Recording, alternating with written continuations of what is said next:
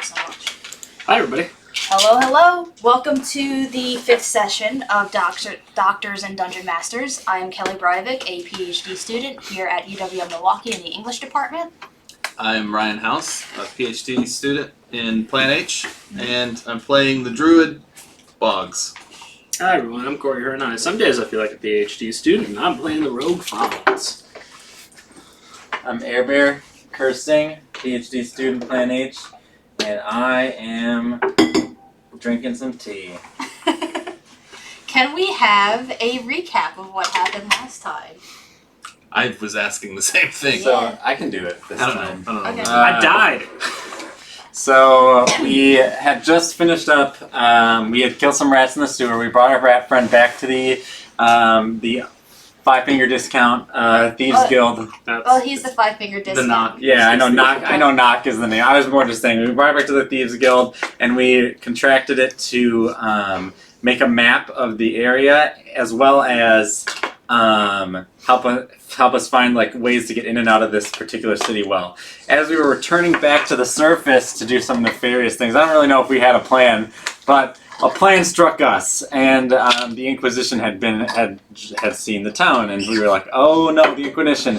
So while he was hiding, the Inquisition took Franz, and I tried to make a distraction, but it was no use, and they stabbed Franz to the heart. But in that moment, I don't know exactly what happened. I can only tell you from my character's perspective, but the gods bestowed upon him some magical might, and poof, an owl appeared, and he had super magical powers for a little bit. Now it seems like they've mellowed out a little, but in that time, there's a big cloud of smoke. We were able to get away from the Inquisition, and we ran out into the woods. I killed one of the guys. Then we have this long list of names of people, and one of those people is a necromancer that's got to die. So we're going and checking names off the list, and we happened to just stumble upon one of them who was growing cactuses. He seemed to be like a nice guy, but when Franz told him how we were on the run from the law, he's like, you can't stay with us. So we went out and we stayed in the woods, and that's where we are now. All right. So, as of last week, you guys were planning on going to Uccle, I believe, the larger town. Is that still the plan? Yeah, sounds good. That's also where one of the people we're looking for is, right? Not necessarily. They didn't name the town specifically, but they did mention that there was people along the sides of the mountain, like there was someone like just chilling at the foot of the mountain. Yeah, I thought that's where we were going to go first, was to meet with that person, but I'm fine with going to Uccle too. Oh, I know we talked about I don't care. that list of names. That there was one of them that was like a family friend. They kept talking fondly of them. They also lived in a cabin outside of the city. Yeah. We could do that. You're talking about Mary? Mary Berry, yeah. Yeah. Yeah, they liked Mary. She's in a cabin somewhere outside of the city. You didn't exactly get like a pinpoint. That's Uccle, the city, though? Uccle is the larger city. It's slightly larger than Dorking. Yeah. But no, Uccle's the city that their cabin is right outside of. Yes. Okay. And there was another person they said that lived at the foot of the mountain that's a little farther from the city, but not terribly so. Okay, so I think I wouldn't mind stopping at Uccle first. I got some purchasing I want to do. But what are you guys feeling like? I think some provisions at Uccle, right? Wherever. We did kind of leave Dorkin in a little bit of a hurry. Didn't, have time to grab much stuff. I don't have very much food on me, to be honest. I mean, we did get a lot of provisions from what's his face. Mm-hmm. Oh, that's right. We have a lot. Oh yeah, we got a lot of cactus stuff. Maybe we could trade some of this cactus for Oh, I don't think something that a little would more edible. that wouldn't be in the spirit of why he gave it to us. Just, it's his business is selling those cactus. If we come into town, we're like, if we come into town, we're selling cacti, and then somebody starts asking questions and somehow figures out we're on the run, then he's linked with us because we got his cacti. Who else got cacti around here? 2, we're cutting in on his business. All right, fair enough. I always say you gotta protect the little guy. Just kidding, I don't always say that. That's literally the first time I ever heard you say that.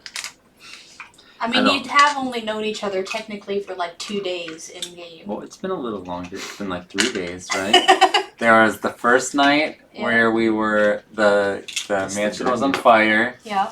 and then we long rested in town. We slept, and then we had a long rest at the Thieves Guild. Mm-hmm. So this is our fourth. Then we just long rested now. So this is at least.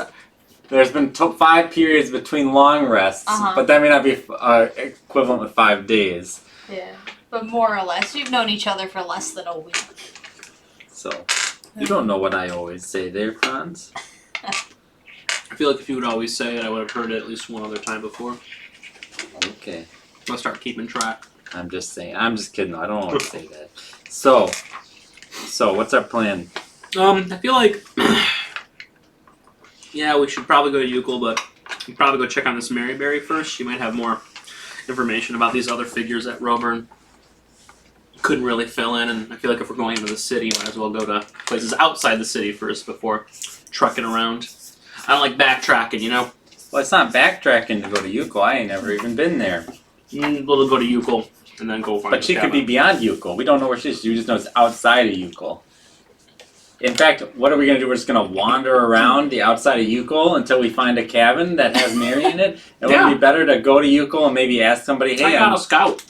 I'm looking for my friend. But there could be lots of cabins. You know, we're not going to go, test every single one. I think it's better to go to Euclid, maybe ask the provision shopkeeper, hey, you got, does this lady Mary come in sometimes? I feel like that's a bit Something. suspicious.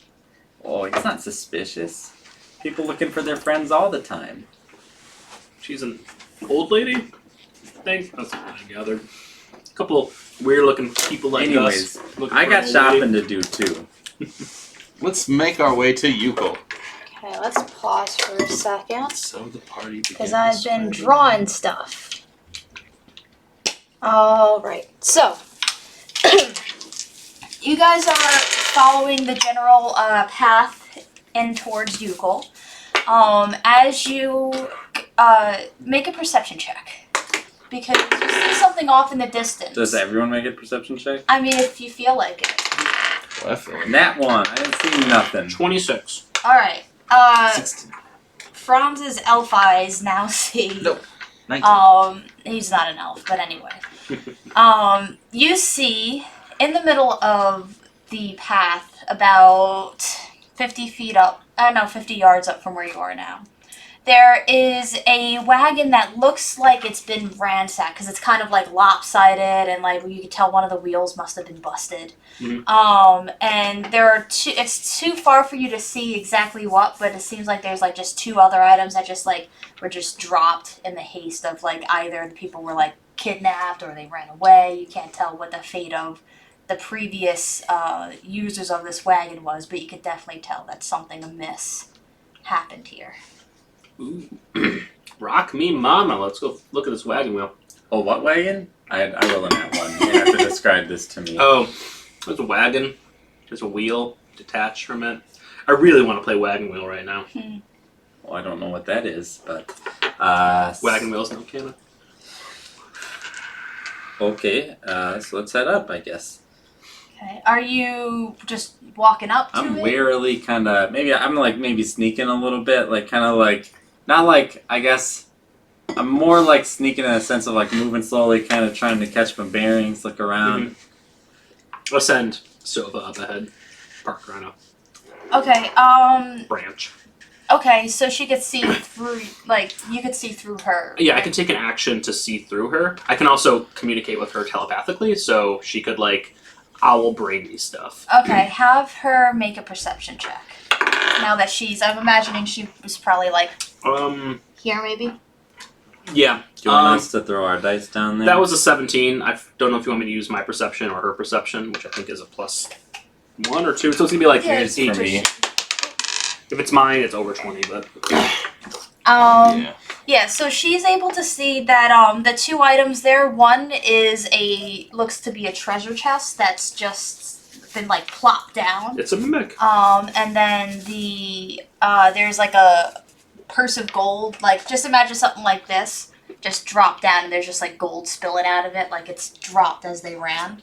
And that's what she gets from looking at that thing. And then actually in terms of the wagon, there's some arrows pointed out of it. There's some drag marks coming away from it into the forest on this side. So that's what she's able to see. So it seems like oh, go ahead. Sorry, can I make an investigation check On what? to see if it looks like it's like staged at all? Yeah. Investigation. It's gonna be H11.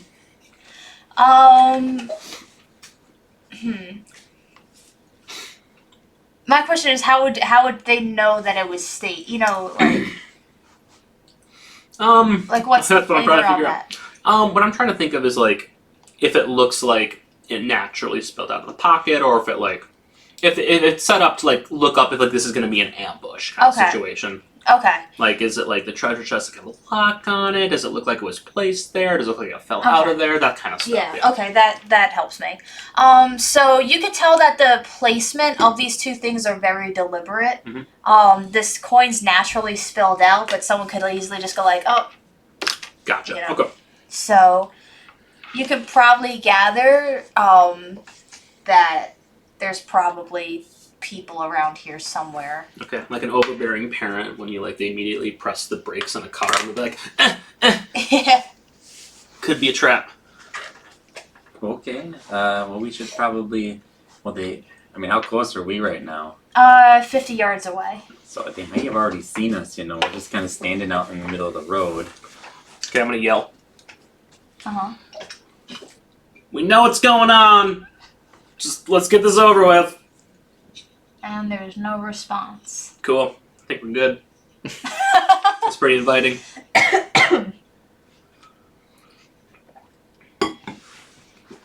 I'm gonna shoot the treasure chest with my crossbow. Sorry, my short What's bow. the range on that? Because you're essentially 150 feet away from that. So. Shit. I think it's 120 feet. You have disadvantage on hitting something. Okay. Cause you're. Let me look. Oh, I actually have it right here. Crossbow hand. No, I'm doing short bow. A short bow. Okay, you have 80, 320. So you have. That's what it says. So I'm not exactly sure what 80, 320 means here. Because there's no way it's a range 80 when you're shooting a short bow at something, right? Oh. I'm just gonna Google short bow. Sorry. 1 sec. Range. Weapon used. The range lists 2 weapons. The first is its normal range in feet, and the second is the weapon's long range. Okay, no. You have 320 feet. Yeah. Wow, that's a long distance. For a short bow. Yeah. Otherwise, I'm gonna shoot it. I didn't realize. So make an attack roll on the treasure chest. That's a nat 20. Oh my god. Well, you do your damage. Okay, so Sneak attack? I don't have. see me. I don't have. Unless you want to give me sneak attack, it's not going to be sneak attack. I know, I'm just Yeah, there's kidding. no. It's going to be 8 damage. Okay. So the. It's a pretty sturdy. I'm just gonna. I don't know what to do. This is. Oh, I get to roll it twice. It's a crit. Yeah. So it's going to be 10 damage. Okay, the arrow goes like clean through the treasure chest, but it's pretty sturdy, so it doesn't like split it open entirely. It just goes right through into it and just sticking out. And how many damage total? I'm sorry. 10. Okay. I'm gonna go ahead and cast my Franz, how many arrows you got there? It's a good question. Probably like 20. Hey, could I have like 5-year arrows? No. Okay. When we get to the provision shop, you can buy more. That was the part of the goal. But anyways, okay, so now what? We shot the chest, nothing happened. You yelled out, made sure that they knew we were here. Maybe we should. If there are anybody, I mean, there could be advance nobody. slowly. Yeah. Well, it's certainly not a mimic. What? A what? Would your character know what a mimic is? Don't we make like a check? Well, I feel like, because magic is very new Yeah, here, but so. but I feel like going like an underbelly stuff Might have encountered a mimic or two. Or maybe you just heard of like chests that eat your hands. Yeah. Stories told to scare little thieves at night. In the night. Make a history check. Okay. 19. Yeah. You know what mimics are. So far, you know that. I guess the only time that you like heard of like a mimic is when people like grab it and then it like attaches to them. Yeah, so I've never seen Yeah. one. I'm just like, Mm-hmm. I'm just shooting it. Yep. Well, wasted my nat 20 for the doubt. Hope you guys enjoyed that. Well, one of the nice things about the way dice roll is that your current dice roll doesn't affect your next one. That's called the hot hand fallacy. And make a Yes. perception check. Me? Yeah. It's gonna be a 26. You're rolling really well. He's rolling Yeah. like above 15. I know. You notice the chest shudder a little when the arrow goes through it, though. Is it like a biological or anatomical shudder, or like the force of it just kind of like? Like a biological shudder. Okay, there might be something inside that thing. I don't know. I don't think it's a mimic, but there's something inside of it at least. You think there's a person in there? Could be a person. I could have just killed somebody. Maybe they're trapped. Maybe I just killed a baby. It's small. It's not like person size. Like it's So a baby. I could have just killed a baby. Yeah, it's like baby size. Okay, you know what? I'm just, what will happen will happen. I'm going to go up and I'm going to look a little bit closer at these things. Okay, describe how close you're getting. Take me with him. Okay. I'm gonna hang out in the back. I'm gonna Maybe we'll close half the distance, yeah? Yeah, we'll go we'll distance. We'll go, I'll get within like 30 feet and like kind of just start looking and then... 10, 15, 20, 25, 30. Okay. Give me 1 second. What is your passive perception? My passive perception would just be a 11. Okay. You don't have, I don't have proficiency, so it doesn't matter. You can't tell. I mean, I'm looking around while I'm doing it. Yeah. But Okay, 1 second. What am I gonna make these? I was trying to gauge what the heck is going on. Okay. My little thief friends just kind of was like, oh yeah, there's something living in the chest, and it might be a trap. I'm just so confused. Okay, I know what I'm gonna do. Okay, 1 second. I have to decide my dice very carefully. Ooh, nice. There we go. You could tell that there's a couple of things kind of chilling out over here. You can't tell exactly what, but you could see 4 distinct bodies behind the tree line over here, just kind of like waiting. Okay, I'm gonna send Sova down to the chest and then cast Mage Hand through Sova. Can you describe the mage hand? Like, what are you? I imagine it is a pearly, shimmering hand that erupts from Sova's chest Mm-hmm. to open up the chest. Okay. Chest on chest action, eh? Yep. Let us roll initiative. Heyo! Let us. Okay, Second. a 9. There they go. Boggs. 8. 7.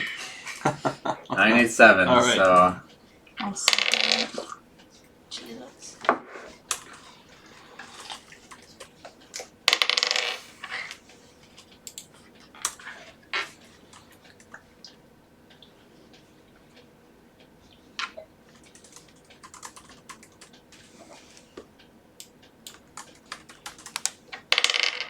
Sorry. And oh my god. Anyway. I only have 2 spell slots until I reach level 10. So Franz. Hey. Use a sleight of hand on that mage hand. Okay. That is going to be a 21. Okay. And then I want you to make a dex check Okay. to make sure that With the owl, right? Yep. Yeah. Let me bring up the owl's dex. because you do open the chest. Oh. Dope. And Silva is able to see a nice sized treasure inside. Okay. But it's quickly like it morphs into just these teeth Nat 20. and a tongue, and it takes a chomp at her, and then she's able to Yeah, she's gonna go go back. fly over to me, I guess. Sounds good. And then next up I just is, saw this. Yeah. Right? I love my pretty bird. It's a trap. Yeah, It's a trap. pretty much. Bugs, you're up. Okay, So can it was a mimic. So It can I, was, can but I, it was like hiding, like Mhm. like that's why it shuddered, because it was like trying its best not to. Man, I fucking stay. can I get a read on these figures in the woods here? Can I see what they're do doing? a percept or do an investigation check. Investigation. Oh, no, I can't. That one. Nope. Okay. But you can All right. certainly do something. All right. Well.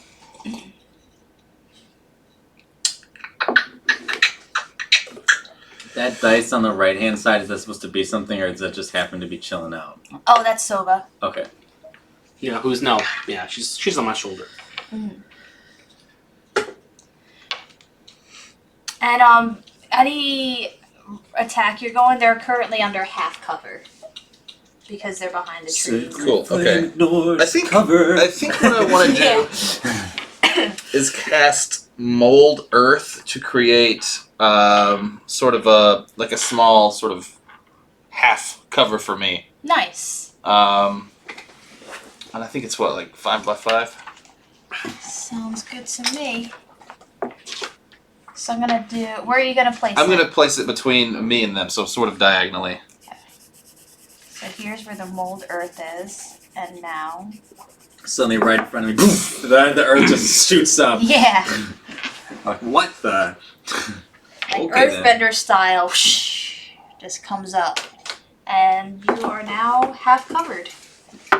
Next up, oh, I clicked the wrong thing. Mags, what do you do? I think it's Franz's turn. I rolled. No, a Franz 9. went Yep. first. Oh, I he. did. Hmm? I did. You got like a 9. Yeah, I got a 9. Yeah. 9, 8, 7. Yeah. Oh, Okay, I okay, mixed so the two of you. so there. Sova's turn was his turn then, or? Oh, did you roll for Sova? I thought that. Oh, if you want me to, I can roll for Soba. Because did you go on your turn, or? Well, I was doing the mage hand action technically before Right. combat. Okay, my Yeah. mistake. So Yeah, then. Sorry, I was just confused. It's all good. We'll just say you delayed your turn. Okay. But usually you will be in front of Boggs. Okay, cool. So, what do you do? Oh, me? Yeah. Cool. But how far away are we from the This mimic? is real. We're gonna say that like you're all kind of here, so you're on the map now. So everything is like 5 feet from now. Okay, so Sova's in range. Sova's gonna go and like essentially like dive bomb past the mimic and try to like distract the mimic, and I'm gonna try to shoot it with my longbow. Okay. That is going to be a 21 to hit. That hits. Cool. So 2, 5, 11, 15. Okay, 1 second. It's starting to splinter a little, but it's still got plenty of life left in it. And Sova's gonna like fly back to in the branches. So as you shoot that, I'm like, hey, I think we got bigger problems than a piece of wood. And I kind of gesture over to the woods as, And it's your turn now. I'm going to step in between, like, onto the other side of the mold earth, so that, like, You're still covered. yeah. So like there, that's like between, but so that I'm between the mimic and Boggs, and then sacred flame out at just whatever one is closest to me. The D12. Yes. Okay. The red D12. Yeah. What? Oh, yeah. I thought you were saying like roll your D12 because it's a magic. Oh, But sorry. it's a cantrip, and I'm at level 2 now. Yeah, so you don't have to D12 your Ooh. cantrips. So that's a dex save. Okay, 1 second. That is 15. My still save is 14, so it's just saves. Okay. Does it get half damage? No. Alright. Dope. 1 second. God, I wish I could get to the right thing. Okay. So 5, 10, 15, 20, 25, 30. So they're still 5, 10, 15, 20, 30. Oh, could I make a perception check to see if I understand what these things are? Mhm. I guess now that they're coming onto the road, do I even need Yeah, to? what do we see? So you can't tell what these two things are. But you can hear them moving. They're not being sneaky now because they know that you know that they're there. But they're hiding back in the woods. Like this is still tree line. I should probably make that clear. They're just kind of chilling behind this tree over here. But they're pretty bulky.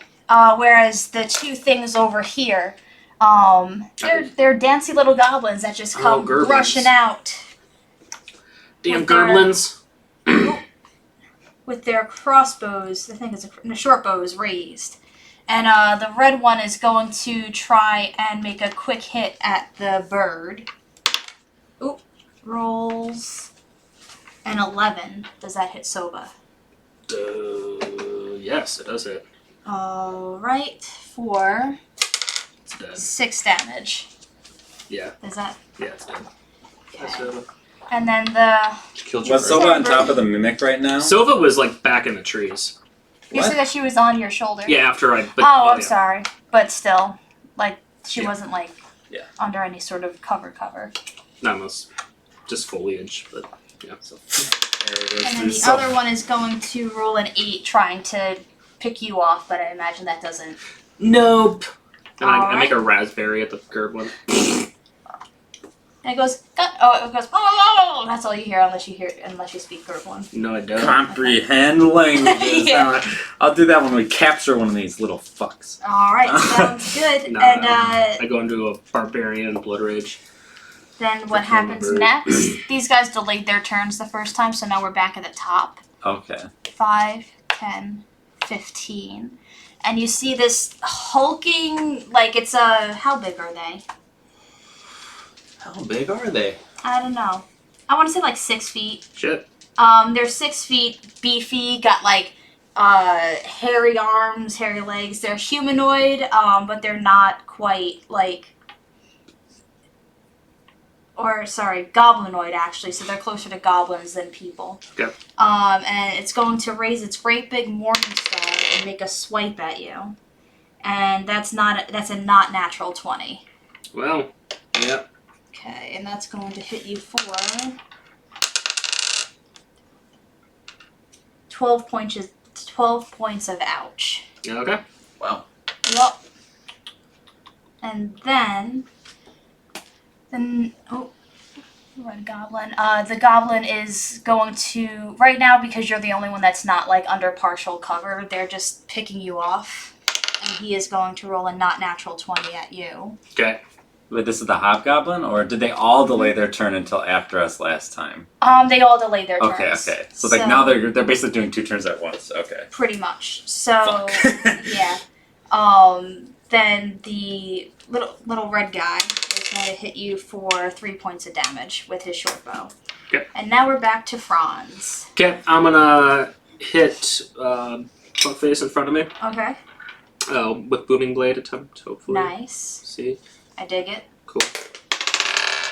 That is going to be 12. That is not going to hit. Cool. I'm disengaging and I'm running behind the trees. Yeah. So I don't blame you. Which, I imagine this way? yeah. 5, 10, 15, 20, 25, 30. There we go. Yeah. And you are now under partial cover. Dope. Alright, that brings us to Boggs, I believe. Yes, Boggs, it is your turn. Okay.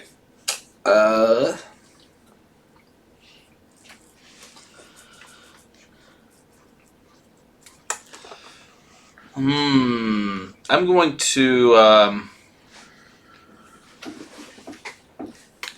Not having a sword sucks. What happened to your sword? Oh, I know I'm a packed weapon, but I have to spend my bonus action to make it, so I can't do like a bonus action on this turn, which I would use to heal you. I'm going Yeah. to cast Whatever, I can die. poison spray Dead ones. on red 12 there. Okay. Franz is a nihilist now. Con save, is it? Con save, yeah. Nothing has That is a meaning. 7. My It hits. All right. So how many ounces do you deal it? Oh yeah, that's the thing.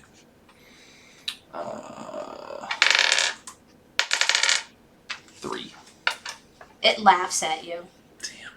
And it is Mag's turn now. You ain't gonna be laughing for long once I look up guiding bolt on this thing and then decide not to cast it anyways. Sorry, I am trying to be prepared on my turn. This spell book can be difficult to find things. All right, I go, and I Maybe got some spit on me. yeah, I'm sorry about that. This is impressive. A long sword that's just like looks like the stars, like nighttime in my hand, just forms, and I'm gonna say something like, "Let's take out the smaller ones." I'm gonna rush up to D4, and I'm gonna make a cutting attack. Hopefully, it dies. That's a 14. That hits. Oh no, that does not hit. Holy shit. Goblins sorry. with 15 AC. Yeah. God damn it. I'm sorry. That brings us to this one. 5, 10, 15, 20, 25, 30. And he is going to make a swipe with his Morning Star and roll a 7. So I imagine that's not going to hit you. Well, 7 plus what? I mean. Like 2. Okay, Something no. like that. I raise up my. Actually, no, I parry it with my new blade. Nice. I dig it. Next up is the Mimic. No one's Shoot, really in I range. should have taken an AoE damage spell, like Flaming Sphere. Yeah. And next up is the Purple Goblin, who is going to I think I can learn Burning Hands. use his Maybe. scimitar. I believe. Yeah, The one his that's on scimitar. top of me? Yup. And roll, Jesus, a 6. So that's not gonna. He also makes a swipe, but then you also parry it right after. So it's like lightsaber-esque. And then we are back at the top. Oh my god, there we go. And this goblin is going to make a short bow attack at you for 21, which I imagine hits. That misses. I have Yeah. full plate armor. No. I know. No. I'm just kidding. Yes, 21 hits. For 2 damage. 2 damage. All right. And The then hobgoblin fucked me.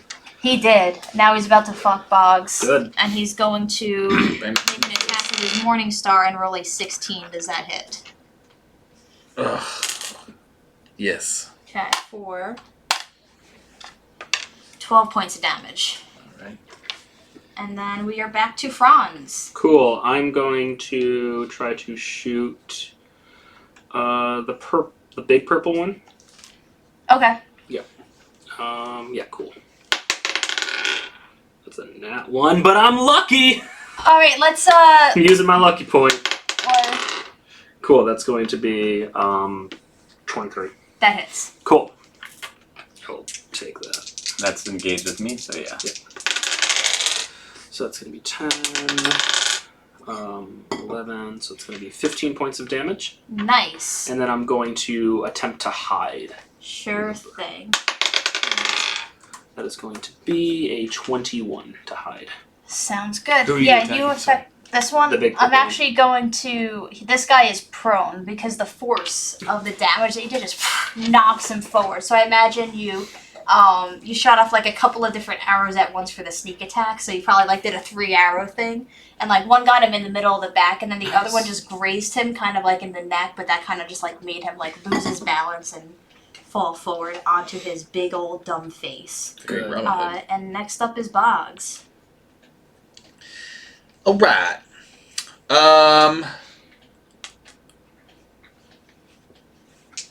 I am going to.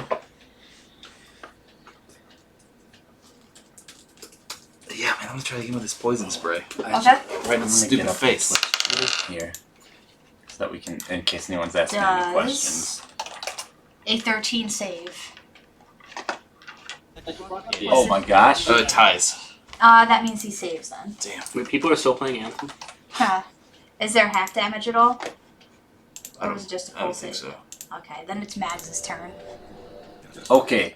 So, Uh-huh. I I like take out my blade. It starts to fire starts to peel up on it. I point to the red one and I say, "Leave that one alive." And then the one prone, I have advantage on the strike because he's prone in front of me. I'm going to green flame blade, and then it'll bounce and hit for 4 damage. It'll hit the little purple goblin there. Okay. I wanted to move away. So that's a nat 20. Damn. Nice. Advantage. You would invoke an attack of opportunity. All right. if you did So that. this is my long sword. So I should roll it twice. Yep. 2d8. All right. That'll be 11 plus 5, so that'll be 16 points of damage. Tell me how that annihilates the purple guy. So I like stand up and I go, and then I whip the sword like through his back, and like just like it splits open. There's just fire shooting out in all directions. Like point it backwards, like behind me, and the rest of the fire just shoots out and does 4 damage to that other goblin. Nice. The Alright, purple or the red one? The purple one. It's only within 5 feet, so Gotcha. I can't hit the red one with it. All right. Where's the? So, like, you don't. I imagine you don't look at him when that happens, but you're like, oh, or whatever goblins sound like. And it is now that purple goblin's turn. We have the chat room open now. If you said anything earlier in the stream, we did not hear you, but now we have it open. Yeah. All right. So hi everyone again. And he is pissed, and he takes a swipe with his scimitar and rolls a 16. Does that hit? A 16 does hit. It wouldn't have hit old Mags, but now she no longer has mage armor. For 5 damage. 5 damage. All right. I And kind of then- smirk. He almost got through my temporary HP. That's funny. And next up is the red goblin, who is going to pick you off as well. Where is it? There it is. For 16, That which hits. 15 armor class. Not feeling too good. Yep, and for 5 points of damage. All right. Okay. You got through. Still doing fine. I got lots of HP. And this big guy is going to make another swipe at you Good box. and rolls a 22. Oh, yeah, His is that a morning me? star, yeah. And it hits. For 7 points of damage. Oh, cool. And then we're back to Franz. Cool. Did my 21 put me in stealth? Yes. Cool. Okay, I'm gonna try to shoot the big red one. Mhm. 19. So it's going to be a 25. Yup. Cool. Leave that one alive. Like I said. I said that. Said that in character. I'm all the way over there. So that's 11. I yelled it. 12. That's going to be 16 points of damage. And I'm going to try to hide again. Yep, do that, and you're just like Legolas right now, just annihilating them like three arrows at a time. Here's what I That want to one- do. I literally want to jump sideways, do my 3 arrows. I rolled a 27 for my stealth check, and then I just like barrel roll into another bush. I love it. And he is also prone at Boggs' feet. And Boggs, it is your turn now. Box. Take out these goblins. Please.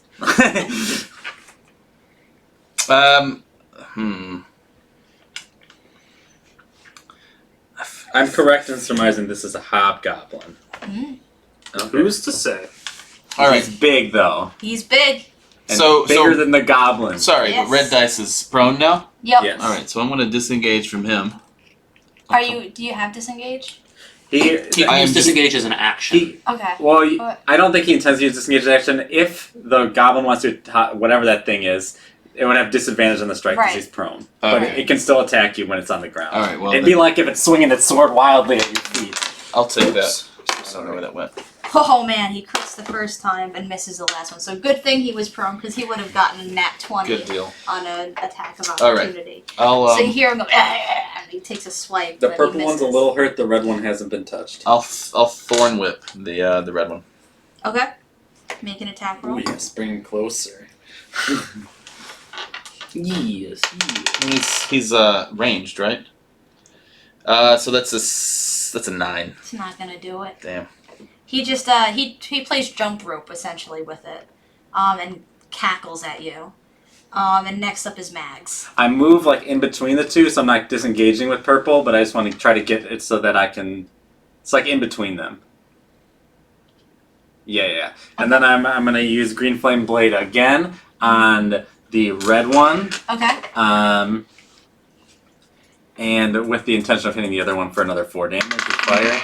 Ooh, that's a 15 hit? Yep. Okay. Plus 7 to hit is nice. Like, Yeah. I roll an 8 and it's not the end of the world. And so that'll be a D8 plus 5. Ooh, 13 damage. Oh, you fucking annihilate. So I the cut it shit in out half, of and then the flaming sword just pulls back, and again 4 more damage to the other one. That annihilates him too. So- you like got this guy purely on collateral. It's damage. like that was like Link in Super Smash Bros. When he uses his up B and like he twirls and like yeah. but it was like a flaming spin, just I dig it. takes out both of them. And I point to the other one and I say like, "Don't worry, I got something for him." Okay. And so that's my turn because Green Flame Blade is a bonus action, so I can't. Actually, I'll move up and I want to loom over that other 5, guy. 10, 15, 20, 25, I have 30 movement, so I should be able to make it. 30? Yeah. Well, I just wanted to know if you want to be here or here. Just put me on top of him, just Okay. so wherever's on, just so I'm engaged with him now. Sounds good. He is going to use half of his movement to stand up, and then he is going to swing his Morning Star at you. And just snarl as he does 15, which I think misses, right? That's my AC. so that means it's a hit. Yeah. So, yeah. So he hits. 11 damage. Okay. Without my temporary HP, I would be down, but I have 8 temporary HP. Nice. That's why I have 8 temporary HP. Yup. Okay. And we are now to Franz. Cool. I'm going. Can I like free action? Just say, wait for me to do something. You could, so you can choose to But yeah, you don't have to listen wait. to him or Right. her. You can do non-lethal damage. I want to shoot out its kneecap. Okay. That's a nat 20. Can I take out both kneecaps with a nat 20? Yes, you can. Okay. It's loaded. I know, you've been rolling fucking great. I just want to today. see how much damage I would do had it. 7, 4, 11. We don't roll sneak attack twice. Yeah, you do. When you get a crit, you roll sneak attack damage again? I think Well- it's sneak attack once, but your damage roll is. Well, yeah, it's, anyways, point is, I take out both kneecaps. And with the damage that you would have done based on the sheer amount of d6s that you Yeah. have, you are able to reduce him down to unconsciousness. Dope. Alright, is he like bleeding out? Should I medicine check to... Alright, I'll medicine He's check. going quick. I'll medicine. Yep, you would roll sneak attack as well. Wow. My medicine was just a 12, which should be enough to stabilize him. Yeah, you stabilize him. Alright. Um, I gotta cast some spells. Like, we're gonna short rest after this, Yeah. and I didn't even use a spell in that. I should actually really switch out Armor of Agathis or Guiding Bolt for Cure Wounds, because like that would be actually useful in between combats, mhm. Yeah. like right before short rest, because I keep at like ending session or like ending combats with spell slots left over. I feel like maybe Guiding Bolt should go. Just like I'm thinking. Now that I have a longbow, that's easier because I have like a ranged thing. Yeah. But yeah, so you stabilize him, and he opens his beady little eyes, and like he sees you lording over him. I imagine you just turn. Are you by them, or did you? I'm gonna fuck up the mimic.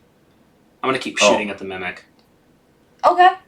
Well, just for I'm gonna say, wait a second. We want to maybe heal up a little and take a break, take a breather. well, the mimic can't move. Yeah, I'm just gonna keep Okay. shooting Like, at so the I'm just mimic. gonna say like you essentially reduce it to 0. Okay, Because cool. I'm not gonna make you go over and over again for something you have no plans on like approaching. Well, I'd want to know if it erupts into gold that I So can the first thing I say, cover up. so Well, the first, You kill it, but what's inside we'll resolve later. Okay, cool. so I kind of like, okay, hey, you talk there? You know how to talk? Yes. Oh, okay. Like a reluctant, like, yes. Do you like living? Okay, that's fine. Mm-hmm. You see, none of your friends, they're not living anymore. Yeah, you fucked him up pretty bad. Yeah. And so if you want to keep living, we could have a little bit of a chat and we'll see how it goes. How's that sound? Okay, so, alright, so I assume that you set this all up. You're just looking for some random people to get their things. Aren't we all? Yeah. So, do you have like are you guys a rogue group, or do you have like somebody who's kind of your leader or something? Are you just a splinter cell? I'm the leader. You're the leader. So you don't have any boss? Nope. No boss. Nope. Insight check. Do I believe him? You can do an insight check. That'll be a. It's not very good. A 9. You can't tell based on that. Okay. So. Did these creatures exist before the calamity? They would have. They were they're bugbears. Oh, okay, bugbears. So Okay. they would have like existed, maybe not so much like among like this close to society. They probably would have just kind of been like in the depths of the forest and everything, but either because of the meteor making the places more magical and more dangerous in their homes, they're kind of shifting up closer towards where people are. Okay. So Well, they were rare sightings until recent. Gotcha. wait. Has it been established that me and does anyone speak Elven? Do you speak Elven? I say to you in Elven, it really doesn't seem like he knows anything. Here, I'll figure it out. And so I go up to him and I Uh-huh. cast minor illusion on my rapier to make it like appear wreathed in flames. Okay. And I'm like, And do not a deception, a intimidation check okay. while you do this, because with disadvantage, because you're a little boy. Disadvantage. Well, one of them is going to be a 20, an unnatural 20, and the other is going to be an unnatural 20. Okay. So, and I say, listen, you little fucker. Uh-huh. I know he's bigger than me. I'm like, listen, you little fucker. We'll bring holy hell upon you and everything you hold dear if you don't start talking. About what? Like, That- he looks scared, but he's like, about what? Like, How many more are there of you? how many more humans there are of you? A shit ton. This is why Okay. you should be scared. You little... There's a lot of people like me. Just because there's a bunch of us doesn't mean we're all in cahoots with one another. What happened here? I wanted to make a quick buck. Yeah, where'd you get the swag in? While they were passing, we killed them, we took their shit, we laid a trap, Where'd you get the weird living piece of wood? we found it. Where? And he doesn't answer. I hold up the... Alright, so I would like to try to persuade him. It's kind of like, hey, listen, you're really not in a position to be not answering questions, are you? I mean, what do you want to do with it? You got one right there, you broke it, you could have had it. But this fuck decided to shoot the living Listen, hell out of it. I'm not as concerned with having one of those things. I don't have room for like look, I don't got room for that. I just want to know where you got it. We bought it. You bought it. You can do an insight check if you want. I'll do an insight check, but I don't believe him regardless of whatever my insight. Unless like I roll like a net 20 of it. I mean, I rolled a 20, but I mean, he's telling the 19. truth with that one. Like, there's so I really incredulously don't believe him until like the Yeah. insight check. Okay. Who sold it to you? I don't know, some person that sells a bunch of weird shit like this. Like They said who? it- Where did you find this guy? And he's thinking. He's not like the smartest. Yeah. So he's like, I don't know, by some city. By some city. That's very helpful. You bought a talking... Near or far? Wherever you are. God damn it. I don't know, 5 days at most. Was it around the capital? No, I don't go near there. This guy's dumber than shit. Let's kill this dude. Okay. Whoa, I stick- whoa. No. I try to like stop him. Uh-huh. Okay. I mean, you do get something like that Okay, there. what's your name? Why don't we do we can be a little cordial. I'm To a murderer? I'm They killed Glenn. my owl, To man. a We common just highway killed robber. all his friends. Okay, I know it was in self-defense. But And anyway. it just says he Yes, the killed rule these of law is on our side. We get it. Okay, anyways, let's hear your thing. help me out. Who was the guy who sold these to you? What is he like? Is he human? Is he bugbear like you? Or whatever you are? He's like human, but kind of weird. How so? I don't know. If you have bitey boxes, Where did you get the would money to not be pay a weird? weird human 5 days journey from here to buy a little chest? And why would you even want a little living chest that bites your hands Because off? it makes things easier to kill other people. So you traveled 5 days with a big talkie box to plant here. Well, not to plant here. We just have it on in our shit. We travel with our shit, and when the opportunity arises, Where's we your lay it shit? down. Yeah, where's your shit? I want your shit. Basically, you tell me where your shit is, you might be leaving here with, the shit that's in you. Or is that on the ground we now? don't have a huge treasure trove here. It's it's where we live. We got clothes, a couple of fun things, but nothing huge. This was the biggest thing. We wasted all of our money on this thing that you annihilated. Yeah, fucked it up good. Do you know the name of the guy? That who sold really it to was you? wasting your money, by the way. I just want to make this really clear. This thing really seems useless. Go. So- Do you remember the name of the guy who sold this to you? No, we don't. We don't use names. We just know him as the merchant. Okay, well, hey, at least you got that. Okay. And you also know that he bought it somewhere in a city, in this circle inlet of mountains. All right. So, just curious, should I be worried about anybody else on the road between here and the next city? I mean, I'm worried of anyone like you, so you should always be worried. But Yeah, we did fuck this guy up pretty good. Okay. it was just me and my buddies, but I guess it's just me now. All right. Nope. Can I make an insight I check? stab him. Oh my. Hey, I'm really trying. I'm trying to back off. I'm really trying to Well, protect him. let's roll a dex saving throw for you, a dex contest. How about this to see whether or not you're able to murder this guy before you. Before that, can I make an insight check to see whether or not I believe him, or he's telling the truth about there not being any more of his posse? Okay, go ahead. That's going to be insight. It's going to be an 18. Yeah, it was just the four of them, just a little Cool. ragtag crew. So do a dex contest to see. You're probably gonna beat me. That would be an 8. Well, that'll be an 8 plus 2. Okay. So Yeah. 10. So whatever you do, he kind of smacks your hand away. Listen, he's been pretty useful. He isn't a threat to us. I don't think we should just kill him in cold blood. All right? We kind of... The lives he takes after he leaves and regains all of his strength and buddies up with more people, those lives Who's are on to you. say that his life is... Okay, listen here. I look him deep in the eyes, and don't do this kind of shit anymore. Look at what it got you. It got you nothing. Okay? I do want to point out... I really think you should reconsider your career choices.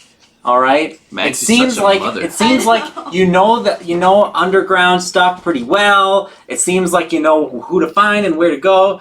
It seems like you know a lot of stuff. You seem to be pretty intelligent. I just think that maybe you should just change the killing people aspect. A perception check. A perception check? Yeah. Just him? Yeah. Everyone can. It's a 7. Oh my god. 25. Are you nearby? No, you're still back here, right? I would say I'm within 10 feet. Okay. Yeah. You watch him reach for his weapon very subtly. Okay, I shoot him in the face. Make a attack roll. That is going to be 18. He's prone. You actually have disadvantage. What? Oh yeah, you do. I do. Because he's prone. Yeah, if someone's ranged prone, a attacks. ranged attack has disadvantage against them. Okay. That's a nat 1. You actually shoot Max. Okay, cool. Oh, god damn it. Let's see, that's 5. Well, you're taking the sneak attack? 10. Of course, it's all within 5 feet. So that's The 10. sneak attack is an intention. Oh my god. That's gonna be 17 points of Unsettling damage. visage. That's 17 points of damage. Oh my god. Okay, I'm down. Thanks a fucking lot, Franz. I could have just stabbed this dude in the face. Okay, let's He'd be inspecting that let's mimic by now. let's roll initiative. I do want to point out, he is completely immobile. This guy can't go anywhere. I know. Jesus Christ. I hate these dice. I hate That's a all of my 19. dice. Okay. I hate all of them. Eric, you roll. He's down. Well, he has I'm to making a make death save. save. Okay, that's 12. Okay. Franz, you're up first. Okay. I'm gonna go and hit him with my rapier, maybe. Okay. We'll see. Roll with advantage. Okay, so that's a 18. Yeah, it's an 18. Yeah. That's 12. Where's my D8? Oh, there it is. I mean, he's literally at. He's like He's 1 at HP. 0 HP. Yeah. So I'm He's doing my stabilized. I'm doing my I don't even max think amount you of can get up, damage. right? When Yeah. something's just stabilized. I just did 24 points. Because I didn't heal him. You annihilate him. He's There's done. nothing there. Start making my death He's- saves. Oh no, you we're out of we're out of combat now. I don't care. That was a fail. That was a success. That was a success. You gonna do anything to help me out? That was a success. I'm fine. She comes back on her own. My favorite is like he would have hit, and then Eric reminded him that he had disadvantage. I'm sorry that I want to play by the rules as written. Sorry. And I intended sneak attack, so you got. All right, what do you do now? Hey, buddy. I'm stabilized. I'm at 0. I didn't. Oh, I house rule it where it's 1 because Okay. I hate stabilized. All right, so I get back up. I guess we should I just pull have a the little powwow. and fucking sit arrow down for a out of my second. chest. I kind of throw it, and I just kind of, and I'm like, I storm off, and like start. I'm just kind of fucking pissed. I'm gonna go take a short rest Okay. in the woods by myself. Okay, I mean, I want to loot stuff. I want to loot everything, and then I'm. And then I turn back as I see you starting to loot, and I'm like, you know, a third of that's mine. And I go, and I'm gonna take a short rest. And I guess I'll use all my fucking hit die to get back now. All right. Do a investigation check on the first goblin. First goblin investigation. That is going to be. It's going to be a 14. Okay, roll a d12. 4. A 4, you find a dagger. Cool. Okay, did you want to investigate one of the goblins while he's doing that, or what are you doing? Yeah, I'll investigate the goblins. Okay, are you investigating the same or a different one? What are you doing? Sorry. I'm Investigating the goblin? I'm investigating everything. I'm looting Yeah. everything. You hear me at one last time as I'm entering the woods. I expect some healing from you as well. I'm gonna investigate. I'm just gonna investigate broadly, I suppose. Yeah, I'll do that as well. Investigation. That's going to be a. Mine's 17? an 8. So Okay, on which one? Goblin 1, Goblin 2? Huh? goblin 2. Okay, roll a d12. 17. Okay, I'll get you in a second. 11. You find a glowing. You did roll an Pheasant 11, but you rolled a carcass. d12 instead of a d20. Just letting you know that You told me to roll a d12, didn't you? Yeah, it's a loot table thing. Sorry, I wasn't paying attention. I'm healing It's all over here. It's okay, thanks. You find a carcass of a pheasant, but it's glowing on the inside. Ooh, okay. Okay, and I then eat you it. No, I'm just kidding. I don't do that. roll a d12. 12. You find some chainmail. He was wearing chainmail, so you kind of just pick it off him. That is not leather armor. It is not. Um, There's still another. that is going to be another 17. Okay, roll another d12. 1. You find a tattered flag with the symbol of a bloody axe stitched on it. How much gold is on the ground? From the purse or in the mimic? Both. In the purse is 10, in the mimic is 30 gold pieces. Okay, so 40. Mm-hmm. I'm gonna check the mimic. It was 19. We'll say it just got 30 gold pieces in it. That's it. Yep. Everyone gets 13. Can I inspect like I'm gonna add that 13 the wood I think, or yeah. to look for any kind of like crafting You could, insignia from the manufacturer or whatever? I mean, a mimic is kind of just like it impersonates a it's a living organism Oh, okay. that shapeshifts essentially. And Oh, most okay. typically. So it's not really a thing. It just looks like a thing. Yeah. But it had 30 gold pieces inside of it. Are they just tiny little baby mimics? They're like, what do you mean? I'm just kidding. It's like an amorphous like blobish thing. I don't know how to describe it when it's not like in some form. Can I investigate its use for any sort of like herbalistic ingredients? You know what? Why the fuck not? Let's do it. All right, I'm gonna keep my 19 that I rolled. You find that it's like oozing something. All right. Do a nature check.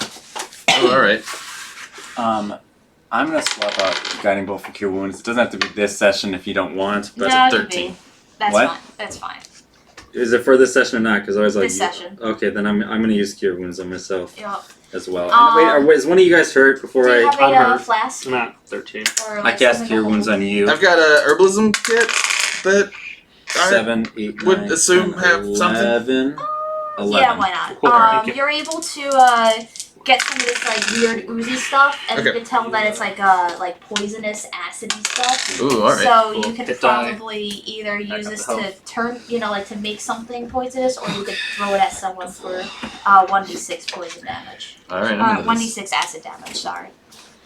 Well, Oh, the no, good thing 1d8. about not using your spell slots is that then you have 2 free cure wounds before you short rest. Cheer out. No. So I'm back up to full. And I have my spell slots back, so that's good. So I don't need anything from you, Franz. What about your Oh, gold? I took it. Oh, I don't have anything. I don't have anything to offer you. I thought we got 13 each. I thought you said you don't need So you anything said from me. it was a 1d8. I don't know Yeah, what you 1d8 acid expected damage. from me. In the What? vial. When did I say I don't need anything from you? You just said it. Yeah, for healing. Yeah, I don't have healing spells. Boggs does. I was talking about. Oh, okay. I'm like, when did I get healing spells? That'd be awesome. Yeah. At least I was able to save all of my. 'Cause I have 46 of my like bonus action healing dice, so at least I still have those for the next combat. Do we have what is the hit dice? Sorry. D6s, D4s. Depends on your class. You're I think probably- You're D6, D8. You're D8, and you have 3 D8 that you can use every day between long rests to heal at your short rests. Oh, it's 3 D8 plus your con modifier. Mm-hmm. All right. So I have 5. So Six, I'm just gonna say Oh, five. that I used Six. 3, but I overhealed by like 10. So I'm just gonna say, and if I had used my cure wounds first, I would have only used 2. So I'm just gonna I have 1 D8 in case I want to short rest Okay. again today, which probably won't even happen. Probably not, but sure. All right. I'm. I was just like, yeah, I just really want all this health. I just love that Franz annihilated. Okay. Oh yeah, On the nat one. after my short rest, I go up to Franz. I'm like, I'll take those 5 arrows as well, please. 8. Nah. Cool. I just healed completely. When he's not Two looking, of I my want to dice. just try to sneak 1 arrow off of him. You're going to have to roll a stealth check against. Would you be? Sleight of hand. I or- feel like my Got it. character is always very conscious of his belongings. Yeah. So I would do a like a contest. So do a perception check. Okay, perception contest? Okay. No, Well, it's perception perception versus stealth. Okay. Stealth or sleight of hand? I guess sleight of hand. It's only 15. Okay, I got He's a stupid skill monkey. He's gonna beat me in any skill contest. Skill monkey. Let's see. Actually, I think he might win. Let's see, it's 7. That's going to be 12. Thank you! And I put it in my bag. Did you say that to him or? Yes. Okay, then I stab you. Really? Yeah. PvP. What do you roll? I rolled a 17.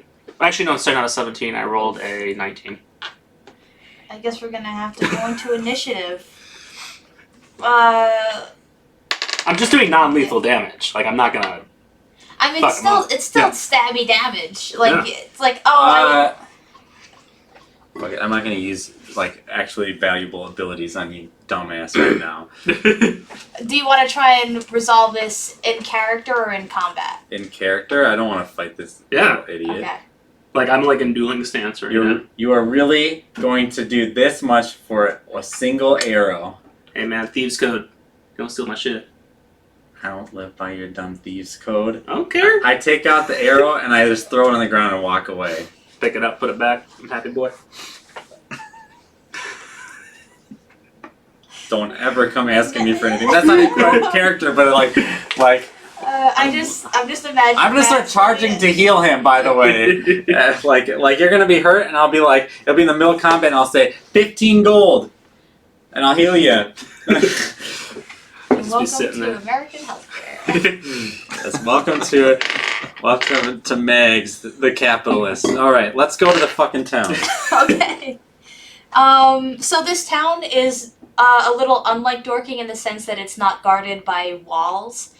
There's not like a TSA thing, so there's a natural river that kind of borders the town, but there's a little bridge that you can walk across, and then you're essentially in Is the whole town like moated, or is it just like the way we're coming from? the way that you're coming Okay. from. It's more open in the back, but it's still How big is the river? like 20 feet. It's not terribly Okay. huge. You So can in probably theory, if we wanted to, is there basically? I'm asking, is there a checkpoint at the bridge? No, it's Okay, just okay. it's Because otherwise there. we could just like go around and then enter from a different other side of town if there was. Yeah, it's the bridge is there for like wagons and stuff like that, just to make life easier. You could see off in the distance. It's probably a good like 5 or 6 miles at most. The mountains, so they've got the natural barrier in the back from the mountains, and then the moat kind of goes along the front side of the city. Okay. So you get into the outskirts of it. It's not city, but it's definitely larger than Dorking. There's plenty of like all the houses are towards the mountain, and all the commerce stuff is in the front. So where would you want to go? I want to try to find a provisions shop. Okay. Are you trying to do it without asking people? We'll start with that. Yeah, a provision shop and then a place that might sell like armor. Yeah, what an armor place. Okay.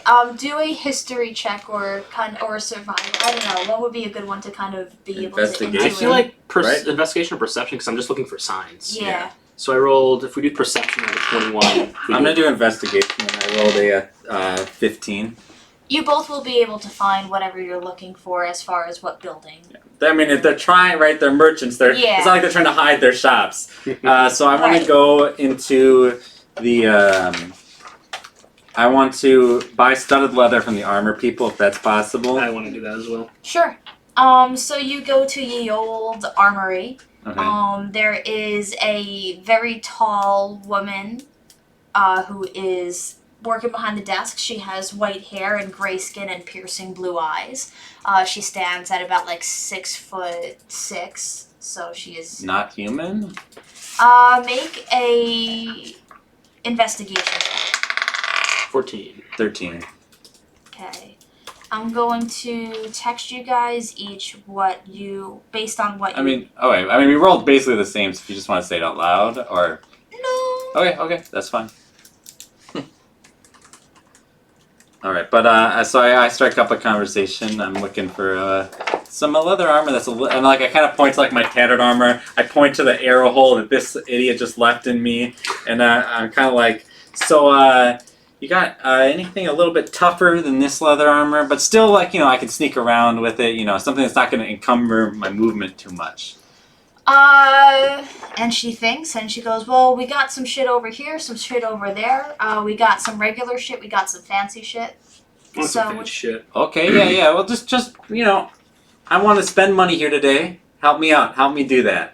And she's not a very welcoming person, because she's like, well, you pick out what you want and give me the money, and All right. she's not here for making friends. So she goes, all right, then go to the fancy shit. Okay. Well, Okay. let's look at that first. Just What as do a I little what do I see aggressive. in the fancy shit? So there's nothing like magical or hyper, like it's not super expensive stuff. Mhm. It's kind of, on this side you saw that there was just regular studded leather armor. Over here, it has some like leather stamping almost. So if you wanted something custom made, you can kind of intuit that if you wanted your name or a family crest or something like that, you could have that like engraved into the armor. But not fundamentally different than Not studded. fundamentally Okay. different. I'm gonna go buy the regular. Yeah, I want to buy some Studded. studded leather. Okay. How much? Whatever the rule book says. Let's see. The rule book 45. says 45. Mhm. Okay. 102. Okay. I go up 1 AC. Me Woo! too. She looks at the two of you and goes, what happened to the fancy shit?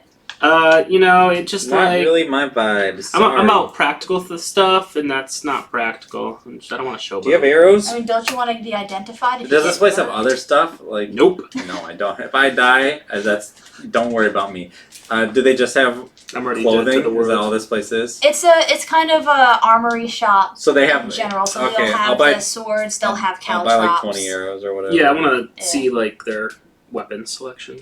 Okay. I mean, it's all mundane weapons here. Yeah. So anything that you'll find in the player rulebook. Okay. Oh yeah. Anything fancy or And she's like, "Well, what fancy are we talking about?" I don't know, magical fancy? All right. Yeah, I spend 1 GP to buy 20 Magical. arrows. No, okay, never mind. I give him a side eye, and then I leave. And I she bought goes, 20 arrows. Yep, that's fine. Yeah. She's like, "Why do you want magic?" I want to do more. I want to hit things hard. Yeah, but you know how magic is here. Actually, I have no idea about this town at all whatsoever. Where are you from? Capital.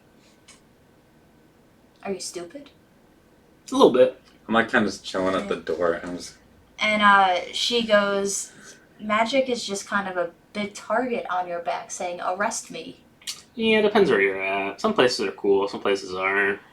Yeah, but most places are not cool, and I hang out in the cool they're places. getting increasingly not cool. Well, it sounds like you know a little bit something. I do. This town is better. Well, the city is better than most. But the Inquisition is spreading, and attitudes are changing. You're not wrong about that. So I would caution you to not say the M word all willy-nilly here. Well, I'm the only one in here. Let's see. Ooh, I should buy a longbow. are you proficient in longbows? I have no idea. I don't think rogues naturally get it, but we can look. Yeah, let's look. Now I'm just gonna buy a hand crossbow.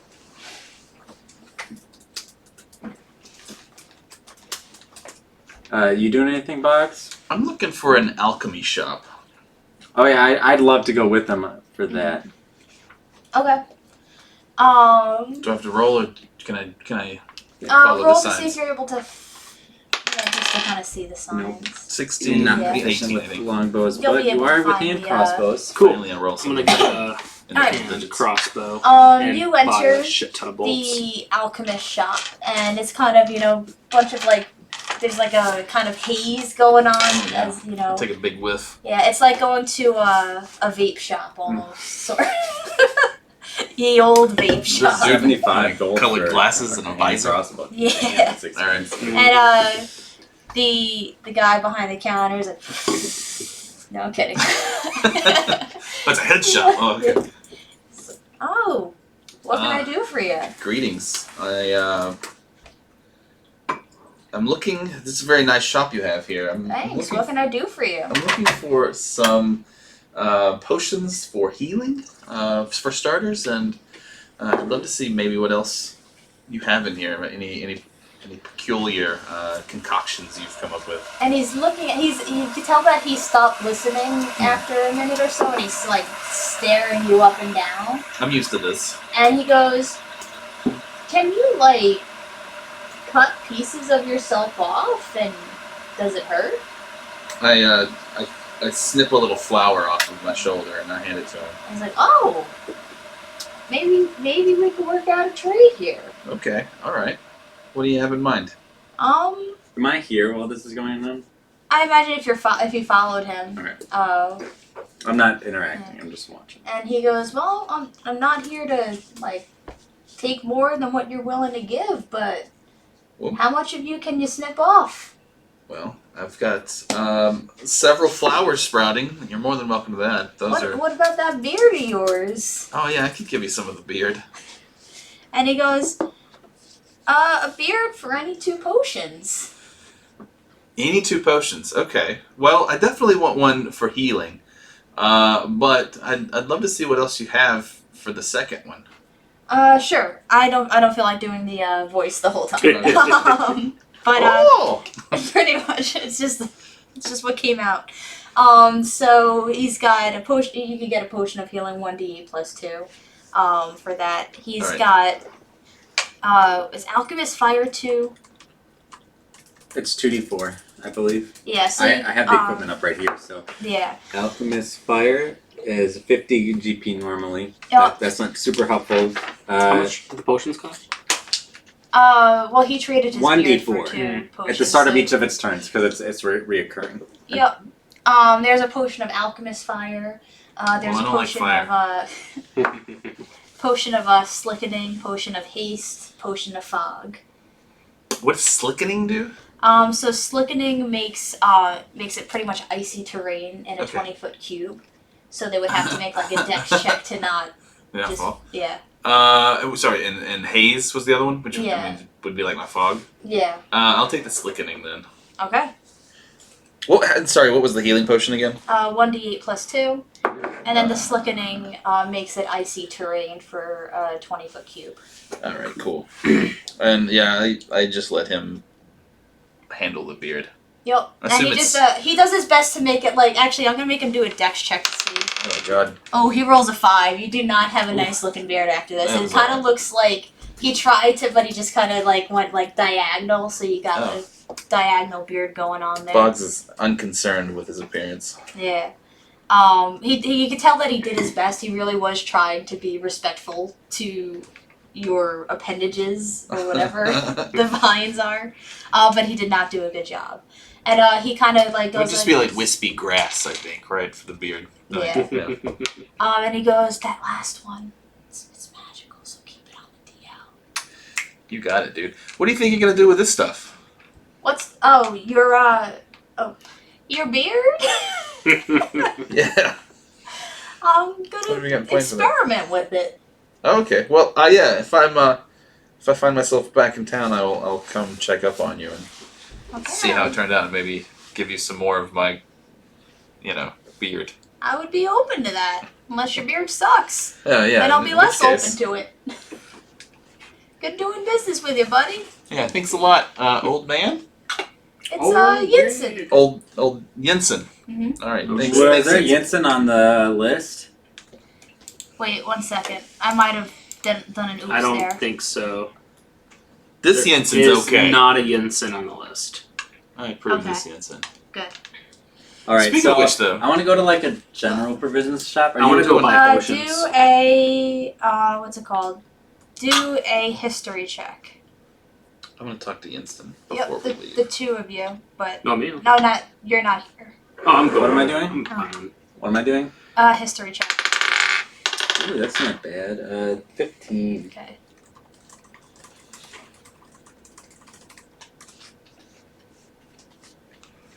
I texted it to you. Sorry. Oh yeah, I didn't even check the last thing you texted me.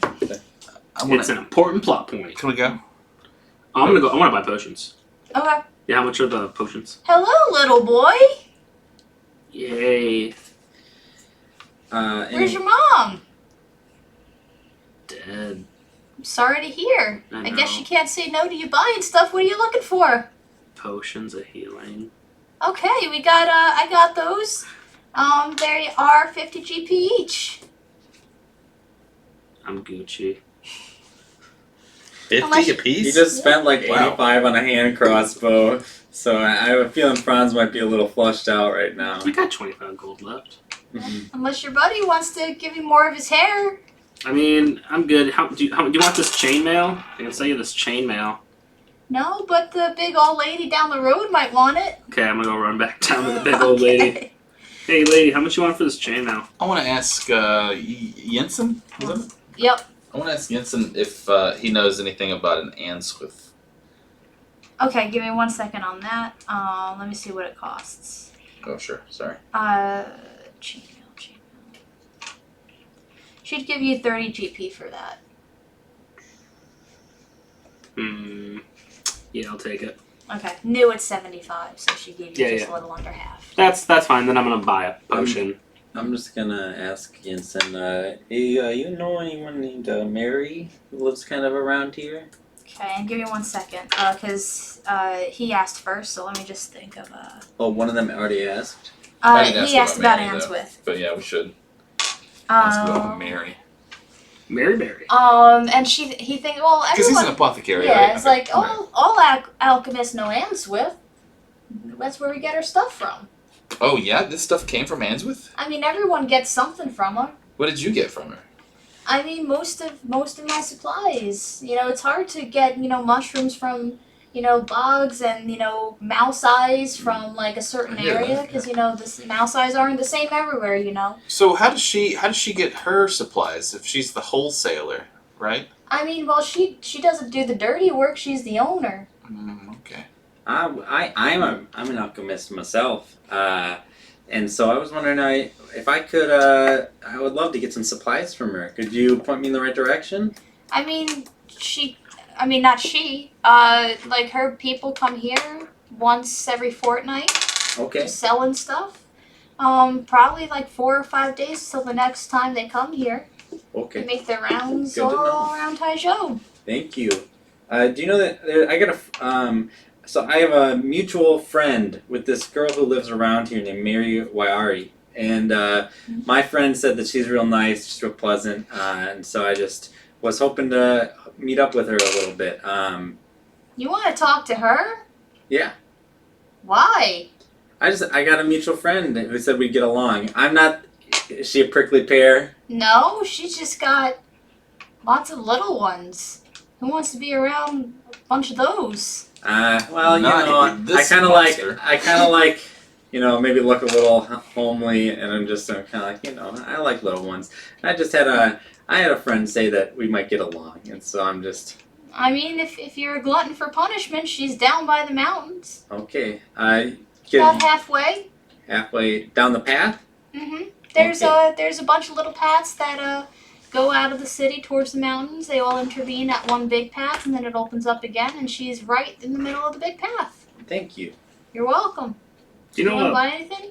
I just bought potion. Do you know a Bruna? No.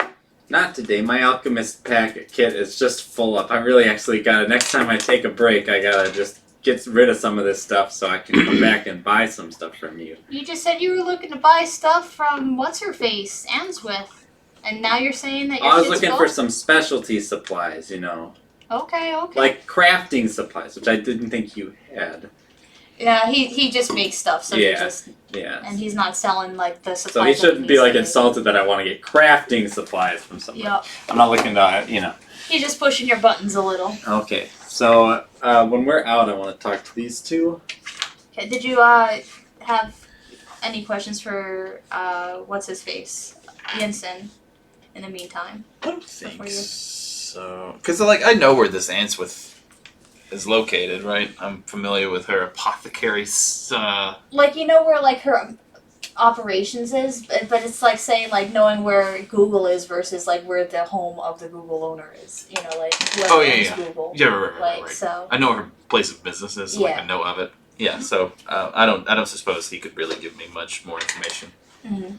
I don't suppose, but yeah, I'm done questioning. Keep talking to him. I want to see if there's any just potions. Just hanging out. Oh, okay. No, I'm not. No, I'm I'm sorry. I here. like this guy. I'm not gonna help you steal from him. I'm still here. So I leave. I'm done. You sure you don't want to buy anything? See you later, Got some Answith. good stuff. No, wait. Yeah, I could, really glad that discount alchemist to alchemist. I'm gonna steal a potion. Whatever's out. Do a stealth check. Okay. Come on, lucky rolls. Stealth check. That's gonna be a 12. He sees you, and he goes, I say, hold on. Okay, I'm out. What's he got there? How much is it? well, I imagine he's got like hand in the cookie jar type thing. Well, and he I think turns. I'm more. I'm just like I have it in my hand, but I don't know. I could maybe. Could I try like a performance check to see if like I'm just looking at it? Okay, you could do that. Performance. Oh, this is gonna be bad. Oh boy, where's my performance? It's gonna be an 8. You're embarrassing yourself. Oh, clearly. Put my stuff down and get out of here before What I is he call the holding on police. to? I have no idea. I just grabbed the thing. Fog. Fog. How much potion. is that? Would I know off the top of Oh, my I head? mean they're all 50 GP each, so. Alright. here. He can have it. What's my discount here? One alchemist to another. I'll do half off for alchemist to alchemist. Damn, how? I mean, you got 100 GP's worth of potions for your beer. I'll cover what he just tried to lift. What? I'll cover what he just tried to lift. Okay. Sorry about Enjoy that. your fog, little one. He got a little Woo! sticky. He got sticky fingers. His mom died, you know. I like how you went like, I'm not helping you at all. Here, I'll buy this thing that you guys stealing. You're an enabler. Yeah, you are. I try to steal another potion. Oh my god. I'm kidding. Okay, so we found out where Mary was. Let's say This place a little familiar to you guys? Little bit. I'm having. Did you check out that lady at the trading post too? Yeah, I was there with you. Remember? Yeah, I mean, but yeah, do you remember her? Yeah, I remember her. Do you remember the alchemist here? Yeah, I remember the alchemist. I do too. Can I make a check to see if I remember? Because I had an interesting interaction with this guy. Yeah. Oh yeah. That's a nice that's a nice 2. Can I get advantage on that? Because I had a very particular interaction with this guy. Yes. I mean, but you've already rolled once to see if you remember. This is like your third roll, right? I'd be an unnatural 20. Well, No, because that was just for the Goliath lady. Oh, okay. Yeah, you definitely remember him, but because like the first roll was so bad, like you're like, yeah, I think I had a crush on him or something. Yeah.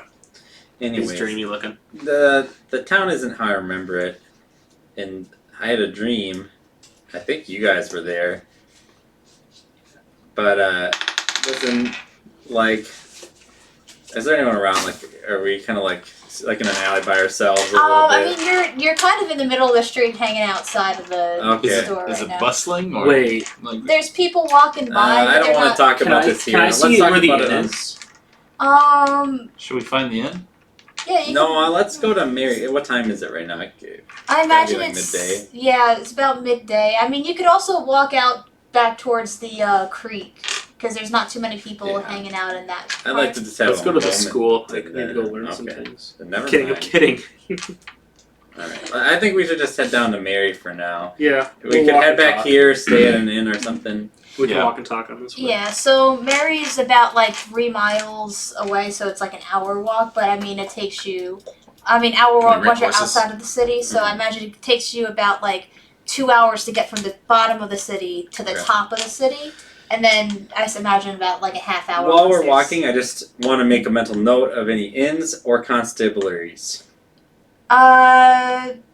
What should that be? Well, don't. Are you?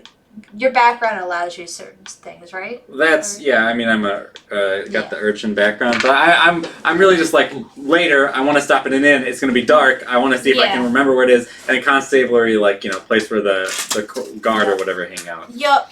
You are able to see that there's like a basic, sheriff's place. It's not like a super duper huge prison-y thing, but like probably big enough to hold about like 50 cells, more or less, based on the population that's here. And then there's 3 inns in the city, kind of the lowest, middle, and then high tier. Gotcha. So as we're walking down the road, I think it's only fair, since you guys are kind of traveling with me, that I let you know some, obviously we've kind of experienced this already, but some weird shit kind of happens when I'm around. As I drink a little bit out of my flask. So let's just say that there's it's gonna sound like I'm just making this up and you're not gonna believe me, but there's I kind of got like a guardian angel kind of thing going on. And she's kind of and I like brandish, there's no one around, right? Like, I brandish like my celestial weapon. Like, that's kind of where I get this kind of weird stuff that I do. She kind of gives me all this stuff. I don't really know exactly why. She really doesn't like those dead things that are now not dead. So that's part of the reason why I don't really like them. But I had a dream where we were meeting a lot of the people we were just meeting, and you guys were there, and I think you had the dream too, and I remember that like we were hearing angels, celestial voices, and so I'm thinking that maybe there's a connection between those things. I'm not really sure. I'm really just not along for the ride, but just want to let you know that if like weird, stuff like that starts happening, it's probably related to me, and if you don't want to hang out with me anymore because of it, that's fair, I guess. But just letting you know, that's kind of something that's part of the package, I guess you could say. She's really nice, like you know.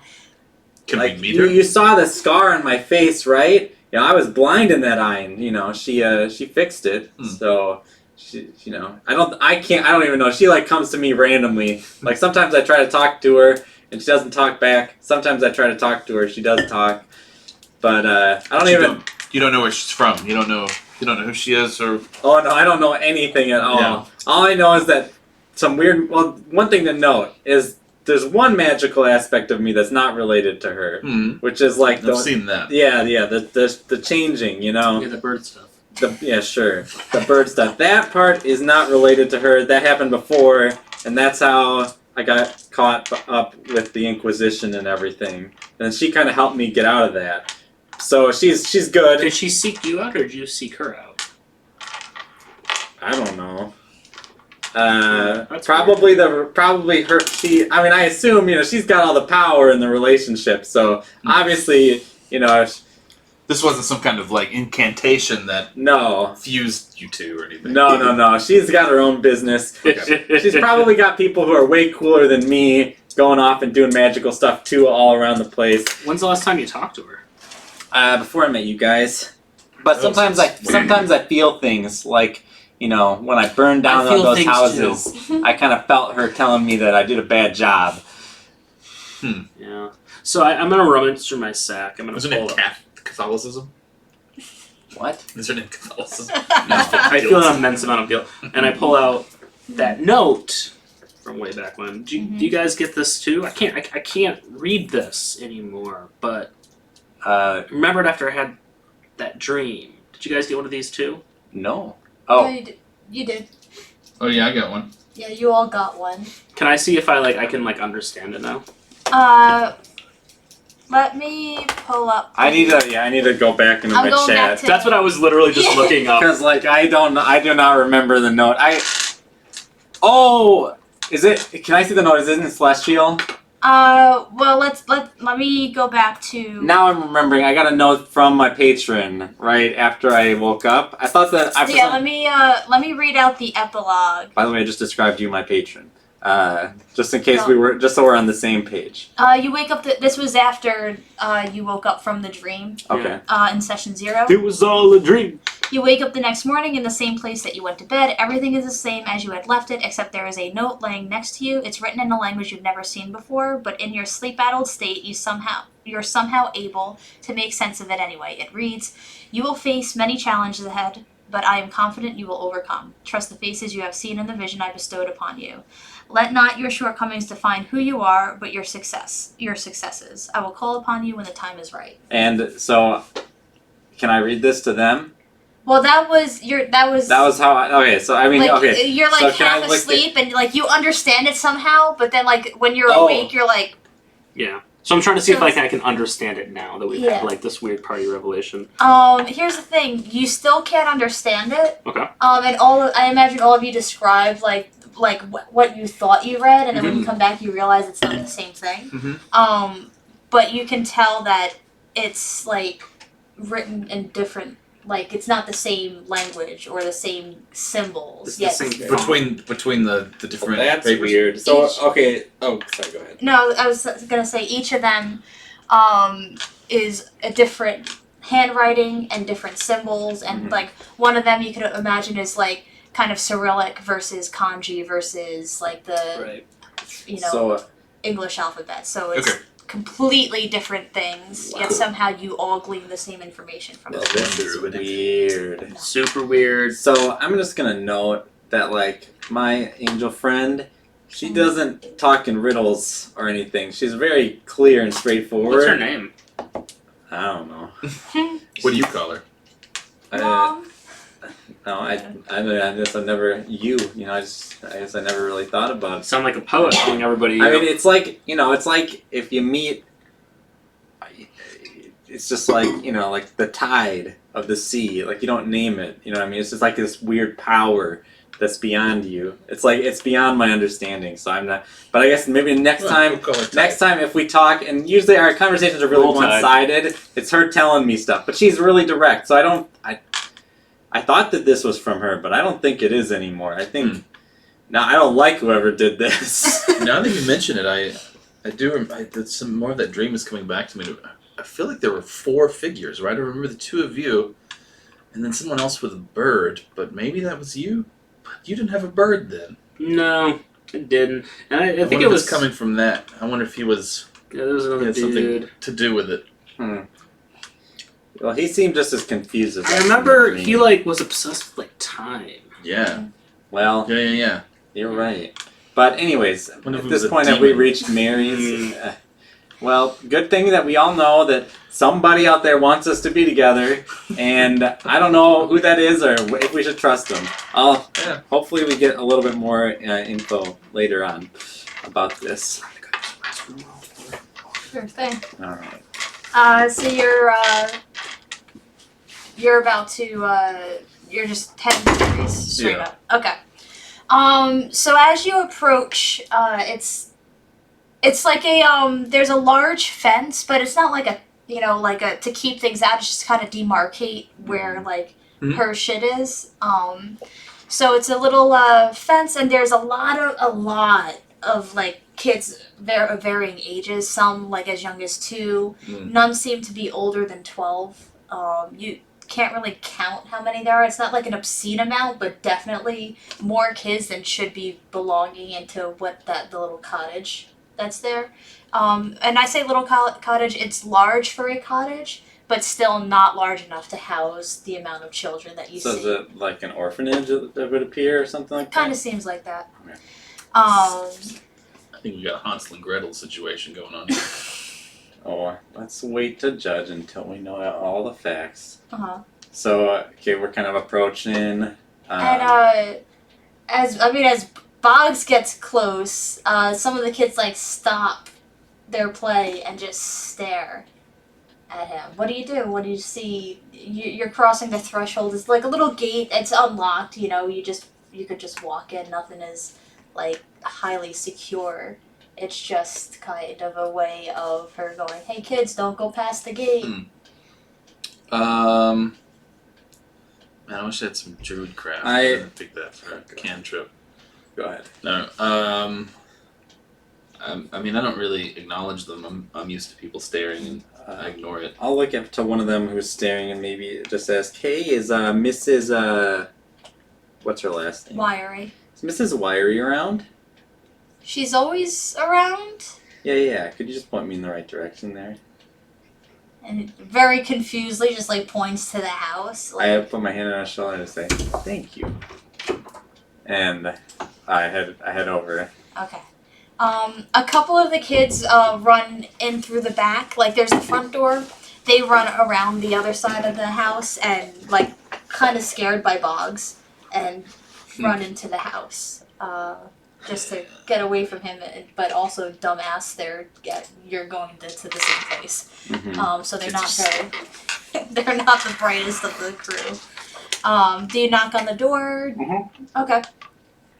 There's a moment, and then a longer moment, and then finally, the door opens, and like you could tell, like the person's like having trouble opening the door, and then they use their foot to kind of like pop it the rest of the way. And there's a very tired, think like Molly Weasley type woman. Okay. And she's got like Harry Potter. a kid in each hand, and then there's like one kind of like those little baby carrier type things, like this cloth. There's another kid strapped to her back, and she's shocked by you, but like at this point she's frazzled. She's like, "What?"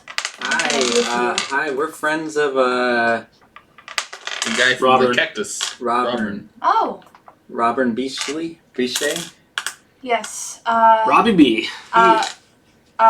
Yes. Oh, sorry, I got distracted. And she goes, "Oh, yes, you look to be the sort to be friends of his." And she I'll take that as a compliment. Looks at And then she goes, "Did he grow you?" No. do you mind if we have a little chat? Sure. Yeah, okay. And she lets you in, and the inside, it's just mayhem.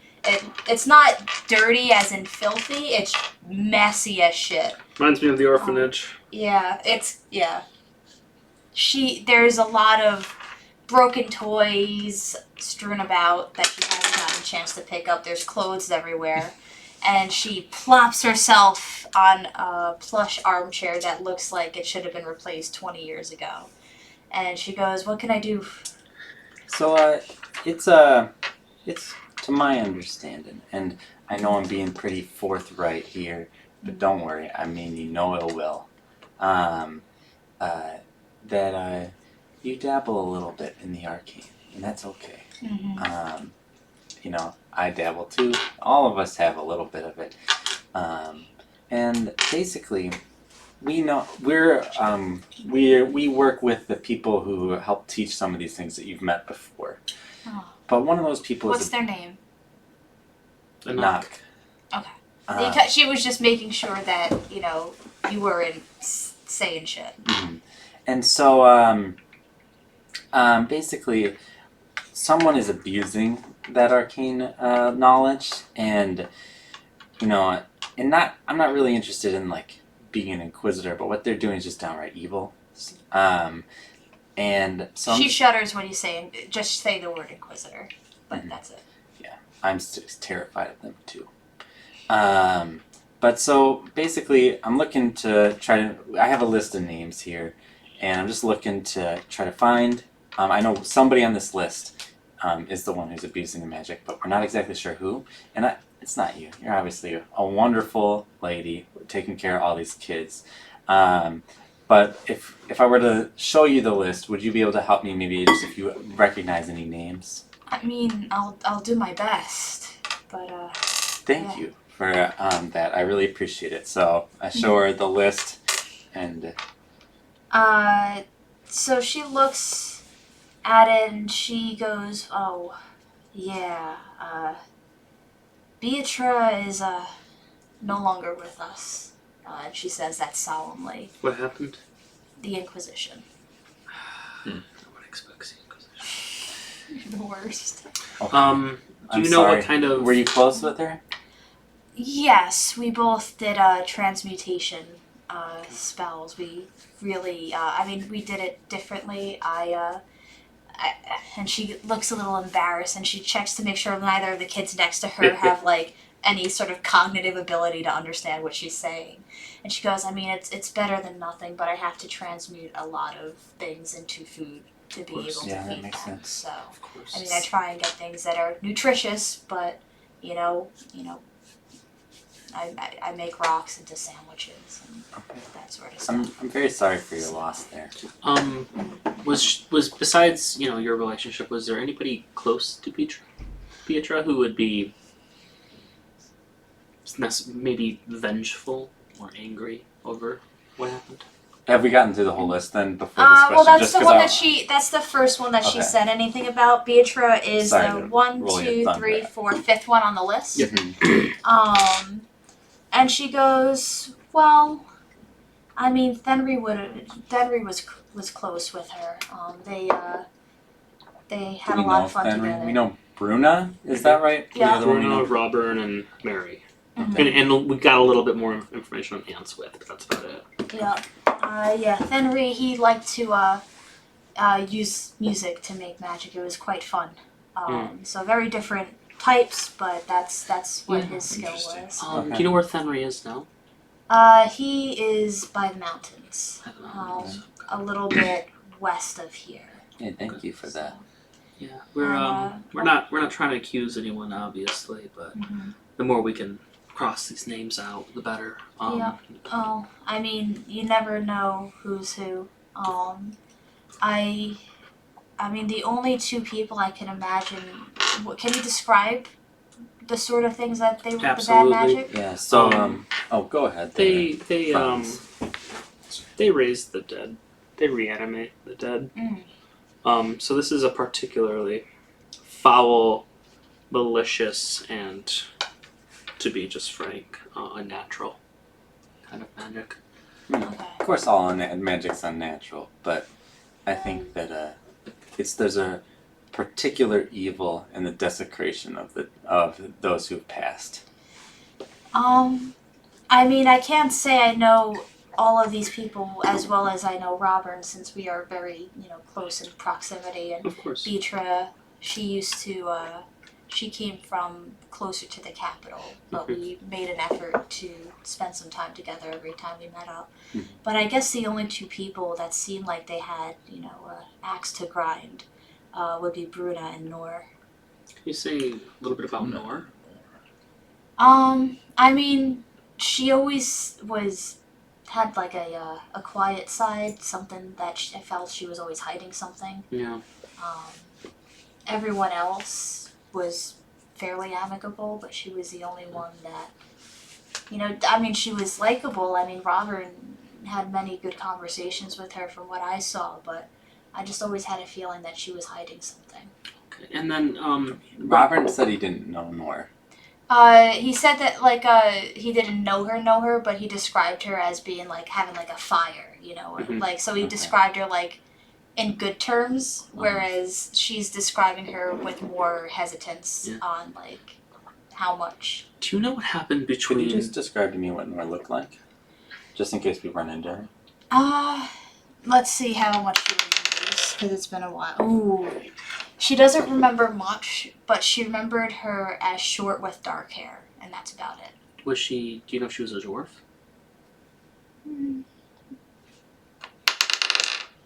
I rolled a 3 twice. I'm sorry. Okay. She doesn't. She just remembers as short with dark hair. Do you remember by chance where she's from or where she might be? I don't know exactly where, but she talked really fast compared to around here, so I imagine somewhere in the capital. City slicker.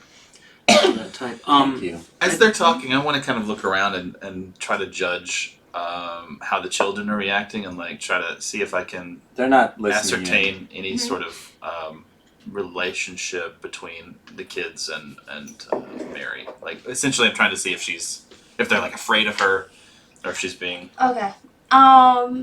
Anytime you get close to any of them or like you're staring at them, they kind of run closer to her. Okay. So you could gather, without any sort of inside check, that like she may not be the perfect parent, but she's trying. So I just want to make sure she's not leaving kids and lying to us. So yeah. Do you know where we could find Bruna? Let's see. Did whatchamacallit, did Robin tell us where Bruna was? No, they had a big falling out. Okay. Yeah, can you, Mary, could you speak to what happened between Bruna and Robert? Well, Bruna really did not approve of Robert twisting the magics that we were taught by Screech. She said we shouldn't be playing with fire. Or he shouldn't be playing with fire, which seemed very weird because, all magic is experimentation. In fact, I've been trying to work on things for my little buddy over here, and he points to, she points to this little, this kid that looks to be just like a little dragon, essentially. Whereas like the rest of the kids are like dwarves, elven, human, but this is like the lone little dragon baby. And he kind of is just like toddling around. A wink at him. One thing I just... Yeah, he's actually the only one that doesn't seem like super scared of you, but he's still wary because of all the other kids who are scared of you. One thing I just say from personal experience is that that kind of thing can't really be changed, but it can be lived with. I just have is there anything we can do to help you? Now, fundamentally... As soon as you say that, she's like, yeah. Fundamentally, we're kind of more predisposed towards violent action. That I guess so far in our relationship that's been what we're good at. But but I'm just wondering if there's anything we could do to help you right now. If you could, any agency or anything to send money or supplies, because I kind of feel bad feeding them rocks all the time. Mm-hmm. You got cactus soup. And she goes, Robin gave you cactus soup. Because she knows like the only person with like cactus soup we'll give her all the cactus soup. I'm keeping my cacti though. I'm gonna give her a 20 gold piece too. And I will give her 20. She loves I'll the give you three. 20 gold as we give her 20 I've got- gold. I do want to ask before we leave. She asked, is in tears at your kindness right now. Oh. And she's hugging each and every one of you. She kind of smells like baby throw up that she's tried to wash out, but it never comes out. Of course. Hey, listen. Mhm.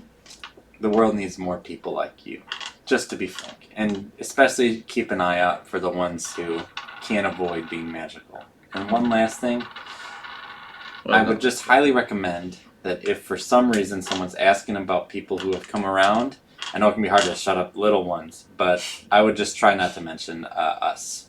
Yeah, just say Robin came by, dropped off some soup. I think that'd be a good enough excuse if they come around sniffing.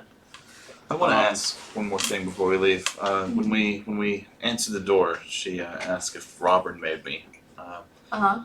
Is Robin in the habit of making creatures like me? He's the rest No, that's actually a good question.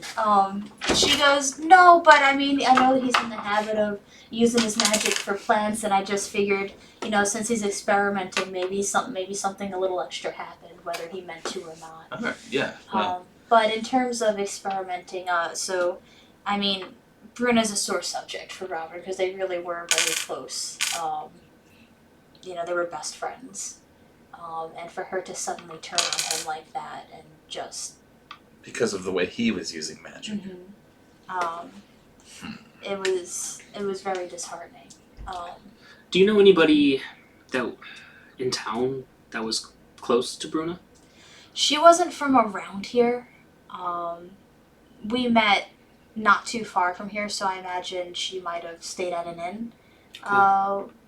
So possibly she was upper crust, so she wouldn't go to the Hop and Giant at all. Sorry. But she would be... Upper Cross is an inn? Oh no, like the upper, like she is part of the upper, she's like the 1%. She Okay. was, Okay. So, she would not be staying at like the lower end inn. Okay. And she turns to you and she goes, I've been experimenting, just like Robert. I've been trying to use my magic to, create new spells, maybe give back to the good work that Screech has done for us. And I'm nervous to use this on the little one here. It's a little buggy, but I think it might help you out. Okay. And she What is it? rustles around and she's like digging into a bunch of different like piles of clothes and everything, and suddenly she pulls out this fancy looking hat. It's a what would be Boggs's favorite hat? Describe it. What would be Boggs's favorite hat?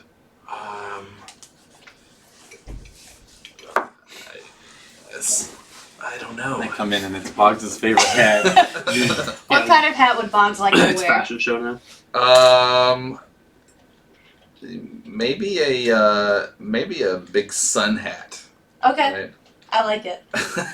So it's a nice big sun hat with a really nice sunflower on it, and she places it on your head. All right. Roll a d12.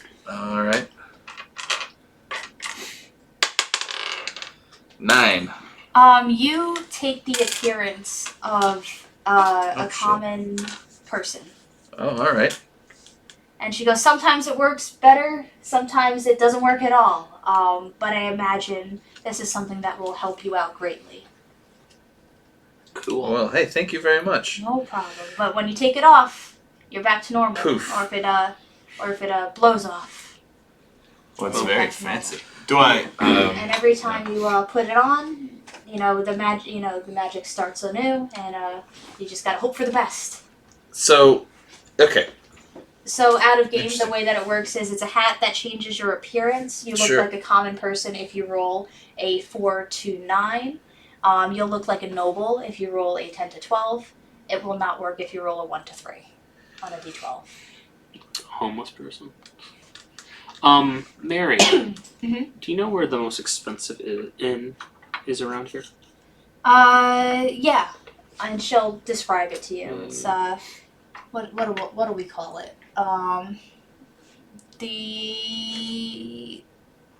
The Golden Dragon. Golden Dragon. You know how far away that is?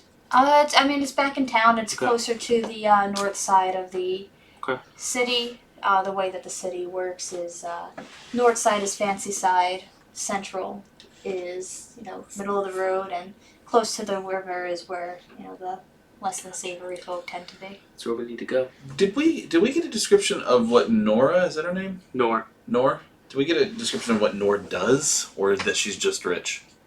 No, Bruno was rich. Bruna was rich. Sorry. Nor, they said that Robin said that she. No, I don't know if he said that she was a powerful magic user. Yeah. And Mary said that she was short with dark hair. So I'm wondering if Mary would know what her occupation was, like what was her social function. She did not remember well enough to give you those sort of details, so Okay. she would just apologetically say, I can't remember. No worries. The only one she knows well enough to answer more questions on are Fenrir and Bruno. Okay. Alright, so we're heading back now. To the town. To Yeah. It's wonderful to meet you. Thank And you, she Mary. gives you all another huge hug. don't eat all that cactus in one go now. Oh, the kids will. Okay. To the Gold Dragon. Mm-hmm. Alright, one thing I'd like to do is just, as we're talking on the road, I'll just say, I don't, it's kind of frustrating, but just based on what we know, it really doesn't seem like we're getting much closer to whoever this person is. I think it's somebody who we haven't really heard much about on the list. Oh yeah. Yeah, Yeah. I agree. I mean, right now we have a couple. I'm curious about Fenrir. With having that relationship with Beetra, but that could just be another dead end. I think we do need to get closer with Bruna. If she is against twisting or changing of magic with Robin, maybe she might know someone else about someone who might be changing or shifting magic. One thing I'll notice, I'm a little light on coin. I wouldn't mind if there was a posting in the city for any kind of, jobs to do for our kind of, people. That might be useful way to get a little bit of revenue. All right. Yeah, that might open up an opportunity. Absolutely. Let's go to town. Let's do this in 30 minutes. Yep, I want money. I want to It's- fight stuff. It's possible, yeah. There's actually a billboard. Okay. Not a billboard, but kind of like a He's going, whatever we say, kill Okay. Boggs. Yeah, we're gonna kill No. Boggs. Kill Boggs and take his money. So there is All 13 gold. at the edge of the city, just past the town that you were coming in, there's like this jobs posting board or adventurers posting We'll say board. it's near like late afternoon now. Yeah. Okay. Sounds peachy. And roll a d20. 5. No. You both rolled a 5? Yeah. That's funny. 1 second. Hold on. Okay. It was meant to be whatever 5 was on the posting board. Yep. So there you are drawn to a certain one that is in it's like on fancy parchment as well, kind of like the way that Ed and Al's were, but it's not the same exact one. But Yeah. you can tell it's by like people who are like A little. on the up. Yeah, exactly. They don't buy their paper, wholesale. Yeah, Yeah, this is a nice 2-ply shit. yeah. This is a scrapbooking paper. Okay. But anyway, it says adventurers needed to rid magical vermin. I'm using the same words, but that's how they're describing anything that's like magical, but also not like. So it's not necessarily rats. Yeah, That's what you're saying. Okay. yeah, Well, we've done this one before. yep. So, And some they give success. the location of one of the houses in a residential area Okay. of city, which would only take you like a half hour. Oh, that's walk. Okay. Hey, Boggs, how do you feel about this? Cool, great, let's go. Okay. So you arrive I at note this. to him as we're walking, it doesn't we don't have to necessarily kill whatever this is if we don't have to, but we'll see. Yeah, And it's also worth noting with their predisposition, if we can accomplish this task without using too much magic, or at least No. magic that leaves a residue. we're here for a little bit, I know. Be discreet, be discreet, be discreet. You're not always the And- most discreet when it comes to magic stuff. True. Let's just say, as evidenced by some of the conversations we had today, people die because it's known that they use magic. Anyway, so now we're there. I personally know. I personally know too. So you arrive at a very nice looking home. We do a. And after almost immediately, the door opens and there's a butler there, as if their job is to wait for Hey, people Jeeves. to. Yes. Actually, it's Alfred. No, I'm kidding. What can I do for you? And I just hold up the parchment. And he goes, wait one moment. And he closes the door. Minute passes, and then the door opens Got a again. job. Rich people want to get rid of magical vermin. Yep, talking about butler right now. And then he's not totally snooty, but he looks like he's probably like a banker, you know. So well dressed, very prim and proper, but not like looking down his nose at you. Yeah. And he goes, "Oh, fantastic! You all look to be formidable people, willing to throw your lives away for the pursuit of money. Yep. Awesome. So Ain't that the way capital goes, eh? yes. So thank you so much. So my business is hindered by this weird abomination. Describe abomination. It scares everyone in its path.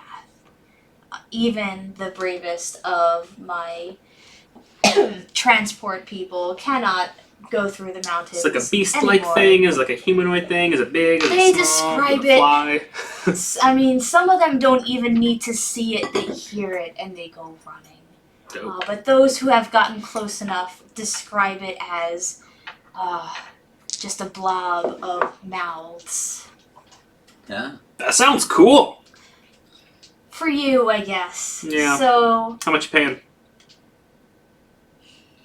well, would 40 GP each sound good to you? I think 50 is for our running rate right now. 50. 50 each, yes. How about 40, and I will give you my personal seal of approval, which will get you into certain places that you may not have access to. Yeah. You know what? I like a seal of approval. Well, Max. What do you want? Obviously, we can't just come back and say we killed it. So, how do you want us to prove to you that we've done the job? Well, it's difficult because it's kind of, as I understand, doesn't have any heads, but any sort of proof you can manage to take from it or any part of it you can sever to bring back to me, I would appreciate it. All right. Also, if I find that my crew cannot pass anymore still because the thing is still there, I will come looking for you. Of course. And he says it very like sweetly, but scary sweetly at that point. So course, it's like he will fuck you up. Just so you know, we do charge a bit of a retainer. 10 gold each, just for good faith in payment. Of course, you guys seem like good businessmen who take your job very seriously. I am happy. Business woman. Business persons. She's right. I'm not here for no, I'm kidding. He goes, my apologies. Thank you. All right, let's. It is the year 19. What would be the traveling distance to get to where this stuff seems to be happening? You probably at this point would get there because it's through a path in the mountains. It's not like the path that leads to like the magical place that everyone's been avoiding, but it's kind of a shortcut to get to the city, which is something that you were thinking about avoiding when we were talking about maybe going to Boggs' place. Right. So it would probably take you until nightfall to get to the opening of the path. Mm-hmm. You could choose whether or not you want to go in at nightfall, but he describes it as being fairly close into the opening of the path. Why so don't we? you won't have to go too deep into the mountains to find him. Do you guys have any questions left for this guy? Just one. In the encounterings that your men have had with this beast, anything that was particularly effective or deterrent of that would deter the beast at all? They never got to that point. Okay, we'll figure that one out. Okay. So, all right. I mean, Anything else? you want us to succeed? Anything else we should know? Godspeed. Godspeed, Oh, indeed. I mean, I'll We'll just try to take. get back tomorrow. Yep. Okay, let's go. So, do we want? Here's the only question. It's kind of getting a little late. We could head out. We could try to fight it at night. Not too wise. You guys don't seem to see. You see all right in the dark, I but see just fine. we don't see too good. I got my little owl friend, but actually, Yeah. So how about we move halfway, take a break until the morning, and then we head on up and take care of the problem. And we're back here by midday tomorrow. Midday? Okay, so we're camping in the woods? Does that sound okay with you guys? It sounds fine with me. I mean, my whole life's been roughing it. All right. So we do that. Okay. So Is this a long rest? Yes. yep. Roll a d20. I'm going Everyone. to 18. 9. I wanted to so I'm gonna cast Sova to like watch guard over us. Okay. I imagine she can like wake me I up. assume we'll take turns in the night of taking guard. Mhm. Yeah. I'm going to say that for most of the night, nothing happens. There were a pack of wolves that seemed to be going in your direction, but Sova was able to kind of like dive and kind of get them distracted enough to veer away from your campsite. So morning approaches, you wake up, have a nice good old breakfast of whatever it is that you have left of your rations, and you're well on your way to the mountains. Okay. Once you're in the path, I would like I'll take everyone lead. to make a nature check to see if you're able to see. 19 plus something. You don't see much. That's going to be a 22. Okay, Franz is able to see like wagon wheels, like going into the mountains. Rock me, mama. In the exact path that he had described was his normal route. So you imagine that if you follow that, you'll probably get your way towards wherever this thing is. Okay. I'm gonna send Sova out ahead up the tracks in Okay. the air. I'd say about 10 minutes passes, like where she'll go in, loop back, go in, loop back, and then after 10 minutes she comes back and she's looking a little unsettled. She can't, if you try and, are you going to try and communicate with her at all? I mean, or- she can communicate. We can communicate telepathically, Okay. and I can use an action to see through her eyes. Okay. Which is kind of how when I'm unless it's in combat, that's how I presume I'm doing it. Yeah. So, give me 1 second. So Do you want me to make like a I'm gonna perception check? cast Celestial Skin or Armor Bag at this on myself. So, can you see through her, or can you hear?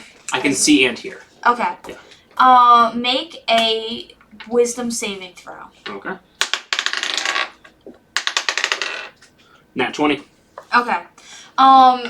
When you were seeing and hearing through her senses, you heard this kind of like incoherent babble. Okay. But it was like very unsettling in a way that like you shouldn't like. It's somehow like you could feel it in your bones that like you want to like run Right. from hearing this. Does it sound something like intelligible? Like this Absolutely is like incoherent, like Okay. like type we're of like. dealing with something real spooky. All right. Real spooky. Well, I'm spooky. I hope that we can deal with it quickly and efficiently. But I'll try to take the lead. Yep. And I kind of like point to how like maybe my skin's a little raised. There's like a celestial energy around like my body. So this should protect me if it gets close. So I've never really used it before, but okay. See how it goes. Okay. Yes. Are you going to cautiously like go up there, or are you gonna try and sneak? Like, how are you? Sneaking, cautiously. Am I able to I'll perceive sneak anything for extra with my dark vision? I mean, it's Can I see? daylight. Oh yeah, that's Yeah. right. Never mind. I rolled a Sorry. 25 Yeah. stealth. Forgot. Okay. I rolled a 14 stealth. Okay. You I rolled both. it. That's 17. Oh wow! All three of you. All three of you are able to make your way unseen and unheard up the path. As you get to, I said it's like a. Oh, What I'm I gonna make my celestial weapon just for now. What? Yeah, I guess I will. I may turn it into a longbow depending on what happens, but I'm thinking I might want to get real close to this thing. yeah. So just And I'll know. try out the great sword. So like no One second. shield. I'll put the shield away. AC goes down. AC goes down. Radius. Okay. Make a perception check because you see this large, like. 22. Okay. 6, 7, 15. Okay. You two, not Boggs, because Boggs seems to roll poorly on this one. 3. Wow, that's awful. So you see this large, like lopsided, goopy creature that has just mouths upon mouths upon mouths with teeth in it, like shark teeth, and it's just constant like babbling up, like, and it doesn't seem to be any sort of language. It's just making this like awful noise. Right. Does it What? seem like it's in pain? It does not, but with your perception check, you could tell that the ground around it looks to be softer than usual. Can I see like how it moves? It's not moving right now, it's just standing still, like its back is to you, essentially. Okay. What looks to be its back. Right. And it's just kind of sitting there, like, doing its thing, but as it's doing its thing, it's just like... I think we should get the jump on this thing. Yeah, I think I'm gonna get closer, but I don't want to get too close. So I'm gonna try to get within like 30 feet, and why don't you take the first shot? Okay. I'm gonna try to shoot. Boggs, where do you want to be? I want to be within range so that I can get in within melee range within 1 turn. That's kind of my goal. If you want to sneak up on it, you're gonna have to do, if you want to get a surprise round on it. I'm just trying to get close. I'm letting him just. I'm basically like thinking of it like once one of us attacks, we're in combat. So I just wanted him to take the first shot because I want to see what I kind of basically what Mags is thinking is. I want to get a little close, and then I'm gonna see kind of what happens when it gets hurt. 5, 10, 15, 20, 25, 30. So if you wanted to get here, where are you guys? I'm like hiding in a bush. I'm gonna shoot it, so it's not that big of a deal. And then I'm staying with the rogue. All right. okay. The me. All right. So but in order to pull out your weapon and draw. Oh, I'm doing a back, hand crossbow, so I don't have to. But even still, like just you sneaking up to it, or close enough to see it was one roll. So if you want to get a surprise round on it, You want me to do another? then you're gonna have to do another. That is going to be a 19. Yeah. Okay. So you will get a surprise round on it. Cool. But let's roll initiative. Okay.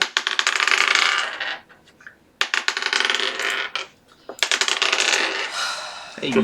That's a 5. Did you nat 1 too? And that one. I nat 1. I got 3. So it's okay. It looks like it's a combat with just that thing and us. So it doesn't matter. Whatever. 19 over here. Okay. Okay, Boggs is gonna go before all of us. But I mean, ultimately, there was gonna be an order of combat. I could have rolled a 15 and been below it. But I rolled a 1 and I'm below it, most likely. Okay. And I imagine your dex is higher than his. Yeah. Okay. So you're going to fire off an arrow at it. Okay. Bolts, technically. That is going Sorry. to be a. Well, I have advantage, so it's going to be a 19 and a 24. That does hit. Okay. 3, 8, 4, 12, 16 damage. Okay. And then I'm going to try to hide in another bush. Yep. And that is going to be a 12. Okay. Watch. 1 second. Sorry, bear with me. We took a long rest, right? Yes. Oh, cool. I get my hit dice back. Okay. The bolt goes into its body, and by the sound, like the constant incoherent babble, is stop for a moment for it to go, like, to just let out this cry of pain. Mhm. But then you watch it gets sucked into its body, and then the babbling continues. And I like try to like whisper, like. Maybe too far to be whispered to, but go ahead and just take it. I don't want to break my stealth. So. Okay. And it turns around and it sees Mags there. And it moves slowly closer to you. And I need you, Mags, to make a wisdom saving. Oh, This shit. dice, you're retired. That's a. Oh, at least I have proficiency. That's 12. Okay. You feel yourself like almost like taken over by the babbling, but you're able to shake it off. And then next up, we have Boggs. I'm gonna cast Melf's Acid Arrow Okay. at the mouthy bitch. Uh-huh.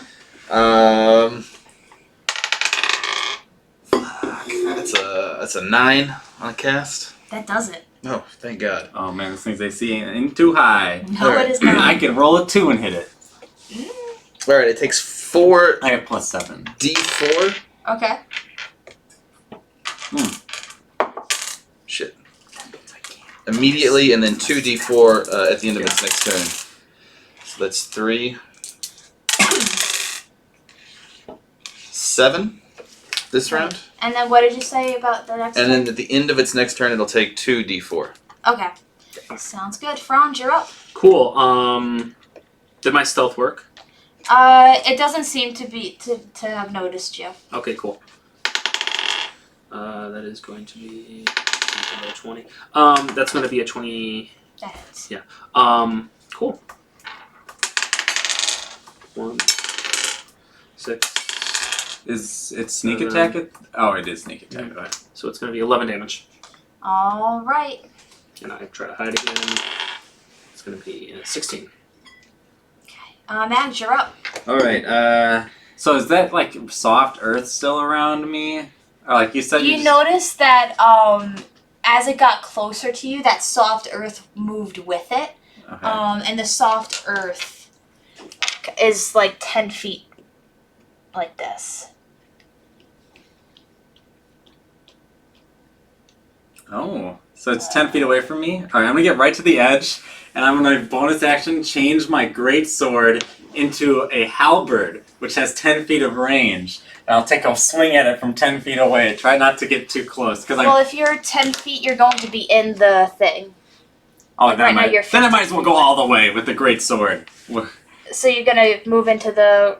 I guess if you're saying the only way I can melee it is by getting that close, then that's what I'll do. That is the only way you can... I suppose it's not too good at dexterity saving throws, so I could just Sacred Flame its ass. But this is the way it should be fought. Okay. All right. So you move in, but you could kind of tell that you have like kind of difficulty standing in it, but you can make an attack on it. I miss. I nat 1. Oh, Which is sad because I hit it on anything. So a 5% chance to miss, 95% chance to hit. I know, that's beautiful. All right, so I miss. How spectacularly. Oh, Yes. how is this gonna... I kind of want you to, like, your celestial weapon just goes flying out into... But you can you conjure another one, or... Sure. I can zip it out and then zip it back into my hand, so yeah, it'll be okay. Like a bonus action? Yeah, something like that. So it was already summoned, so I can actually use my bonus action to get it back. Yeah, So yeah, like as it starts flying, like you guys see, like this weapon like kind of loses grip. Like the first time I've ever swung a great sword, probably could have used some practice. Like it just right back in my hands. Yo. God fucking damn it! And then I look at this thing and like at least I got the armor of Agathis on. It's gonna take 10 damage if it hits me. It should hit me. Hit me and take 10 damage. I want you to take that damage. So it doesn't even have to move towards you. You just went right up to it. And it is going to roll a 17. Does that hit? It hits. Okay. Only needs a 14. 1 second. I have 42 HP right now. Holy shit. I have 18 temporary HP from various. How many times is it rolling? It's gonna bite you with every mouth. For 17 damage. Okay, I got 1 temporary hit point left. And make a strength saving throw. Okay, it takes 10 damage radiant. Okay. Right, because my strength saving throw is just a 9. alright, you are knocked prone Okay. by the force of this, and then 1 second. As prone, you have disadvantage on dex saving throws, right? Sure, whatever. You're the DM. I'm just 1 second.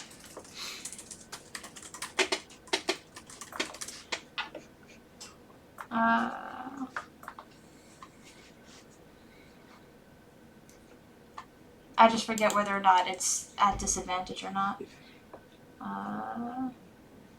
Oh man, and it got rid of the armor, so it takes the 10, but then I don't have it any because once the temp HP goes away, then there's no longer any.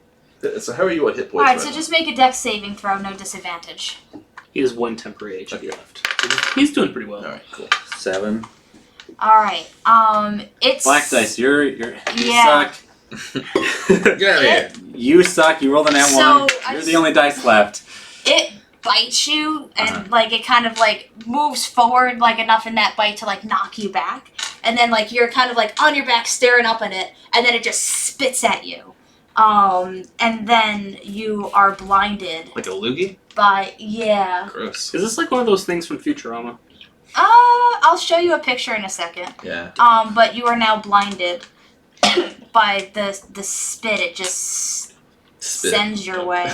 Boggs, you're up. All right. God damn it, my computer just. All right, here we go. All right, so you're doing okay, I guess. Well enough, anyway. Just blinded, no damage. Just blinded. Okay. I can't turn. I'm at 25 balls. HP, in case you're wondering. I closed. I'm gonna go. I closed everything. No! Shiz. Control T. Wait, really? Yeah. Oh, Control Shift T. Sorry. You're the best. Right? Anyway, this is what it looks like. I can't turn my computer more than this. Oh man. If you guys wanted to, like, All right. or I'll Facebook message you. All right. Pretty sexy. Yeah. Ryan, what you doing? I'm gonna moonbeam that mouthy bitch. I love Moonbeam. Okay, so I've got a 120-foot range, so it's in my range. I guess I should go ahead and just. Just look at the Sure it picture, not the happens, actually. stats. That's a D12. Not a D20. Oh, thanks. Sorry, I'm I stupid. feel like we just need to throw all that dice for you. Right. And what level spell is that? It's a 2. Okay, so you're gonna have to roll a D12 anyway, but does it hit? Oh, what I did should you have roll? rolled one with my acid arrow. It's 17. Okay, to that hit. hits, and roll your D12 to see how effective this new spell is. Let's do a D12. That's a nat 1. So you're gonna have to roll a D4 and subtract that from your damage. Okay, that's fair enough. All right, a 40-foot high cylinder. I'm just gonna do it, like Mhm. on it. Oh, Yup. Just from the oh, heavens. it's just 5 foot. Cool. So it's just like where he's standing. Yeah. Takes 2d10 Nice. radiant. Is that on the start of its turn, or is it like initially, or does Well, it start? it says when he enters the spell's area for the first time, or starts his turn here. So Yeah, at the start of his turn. Yeah. So you don't roll a damage yet. All right, cool. But And then I'll It roll will a take the d4 to damage. take. we'll do that when it happens. Cool. Franz, you're up. Cool. Try to hit this dude.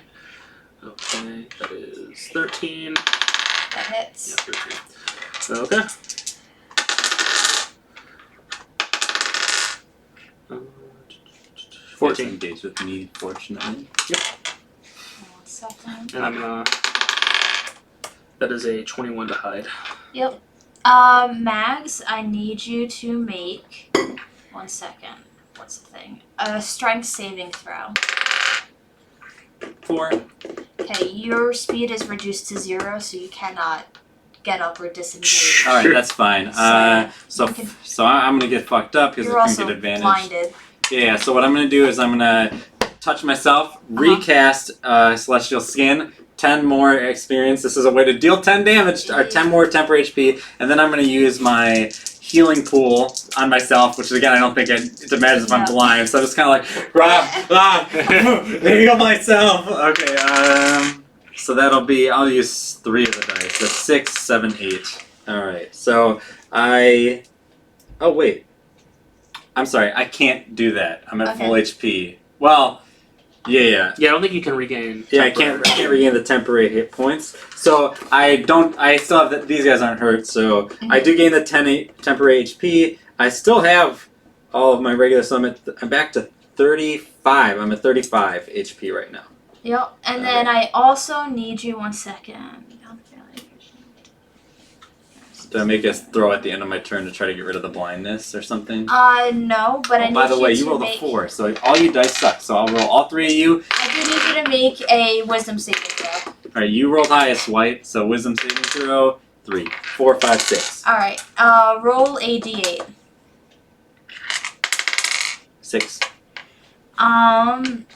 Okay. So I'm rolling next so bad. turn. Next turn, you cannot take an action or bonus action, and you have to use all of your movement to move in a randomly determined direction. So we'll resolve that next. Next up is the Mallor's turn, and he's going to make another bite at you. Disadvantage. Oh, the first one was a 4. Oh. Does he need to roll from a moonbeam? He does. For that? Let's see if this murders him because he crit on Mags. Roll 2d10 and subtract a d4. It actually says that he's supposed to make a con save throw, so Okay. I don't know how much that changes anything. Well, he did not roll well. Alright, so we've got 10. 1 second. Oh. You just get him. Yeah. You notice that this one he was reeling back, ready to fuck Mags's shit to high heaven. But just at that moment, the moonbeam just comes from the heavens and annihilates it. And just like teeth are here, some goop spews there. Mags kind of gets the worst of it, where you just get drenched in guts and teeth. Oh man. But when that happens, you are able to see again. You just kind of feel this shit just like murky stuff all over you. This is and then you disgusting. come to. And you did it, guys. I want to try to find something that Never we can take lost back for this anything guy. but temporary HP. Sorry, you're saying? I want You're to doing try it. to find something that we can take back to this guy. Is there anything left? Like teeth? I mean, No, Mags teeth. is wearing a lot of it right Yeah. now. Well, that could be anything. but- That could just be a bunch of snot. For all this I mean, there's lots of teeth. There's let's see what else. I want to grab a couple of the bigger I want to. fangs there. Can I Yeah, see if well, there's you any get these treasure little right like here? nodes over here, Oh yeah, all right. so you could get like some teeth and Break then, off an eye stem. Yeah. All right, cool. Can I see if there's like any treasure that the monster might have brought here? When they were fucking up whacking stuff. Do an investigation check. It's a nat 1. But I'm lucky! It's a nat 20. Oh my god. Wow. It doesn't. It didn't have any treasure.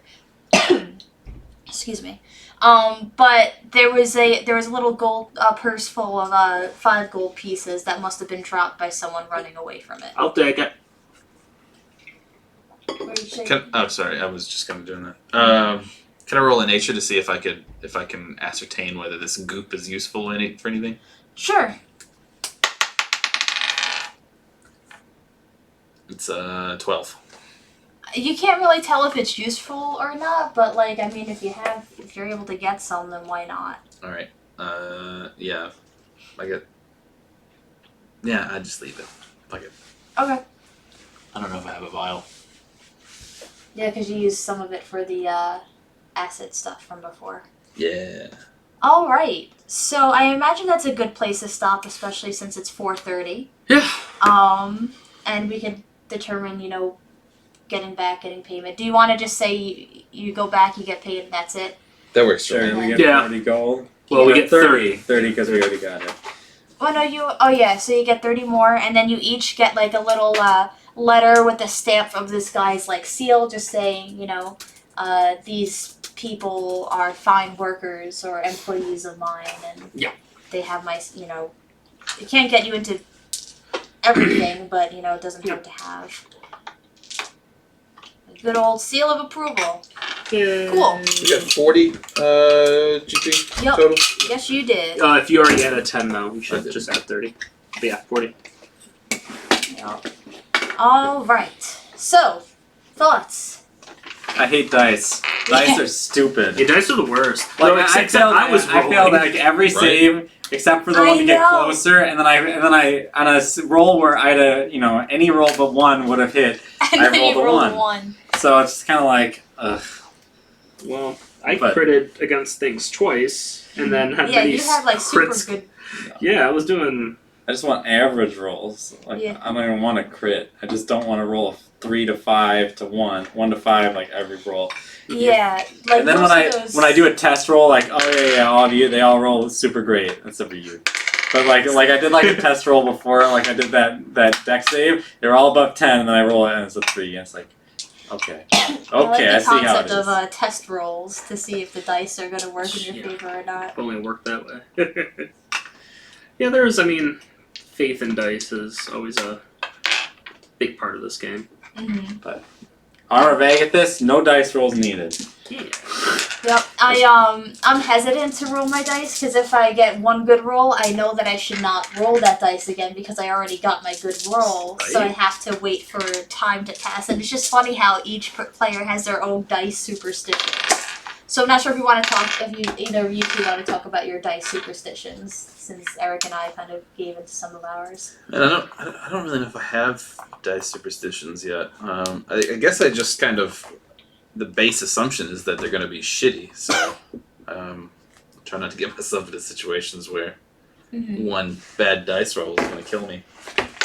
Because historically in this campaign, I have not rolled well. You have not. I rolled the best I've ever rolled this session, and it still sure. wasn't awesome. Yeah, I mean, that's a big reason why I chose the Lucky Feet. Hmm. It's just every once in a while you just really want to do the thing, Yeah. and it's really hard not to do the thing you want to do, so to get that extra dice roll is... Yo. I do like that, like, two of my spells like, depend on your rolls. Yeah. You know what I mean? So I'm like, I do this thing, let's see, you fuck it up. Yep. I like taking spells that have the half damage option so that I know that there's always something. Yeah, Moonbeam does that too. Yeah. So, like, if you would Yep. hit the crit roll or whatever, or the, So Leo C. Voices, D12s are the bitchiest dice on the planet. No! D12s are my favorite. That's why I have a great sword. D12s That's are obviously my 2d6, favorite, baby. Yeah. I really like 2d6 more than 1d12 because like 1d12, like it's all or like nothing. well yeah. It's just like the stat distribution is like awful. Yep. Like you're very likely if you roll 2d6 to hit like a 6 through 8. Well, you can never do 1 damage. Well, which is always that's true. And And then then if you- also you're way likely as opposed to 1 in 12 of hitting 12, you have 1 in 36 of hitting 12 with 2d6. Yep. Yeah, and if you Y'all ever play, come into like... my house shitting on my favorite dice. it's just like if you have an option to do... Yeah, I feel like it's better.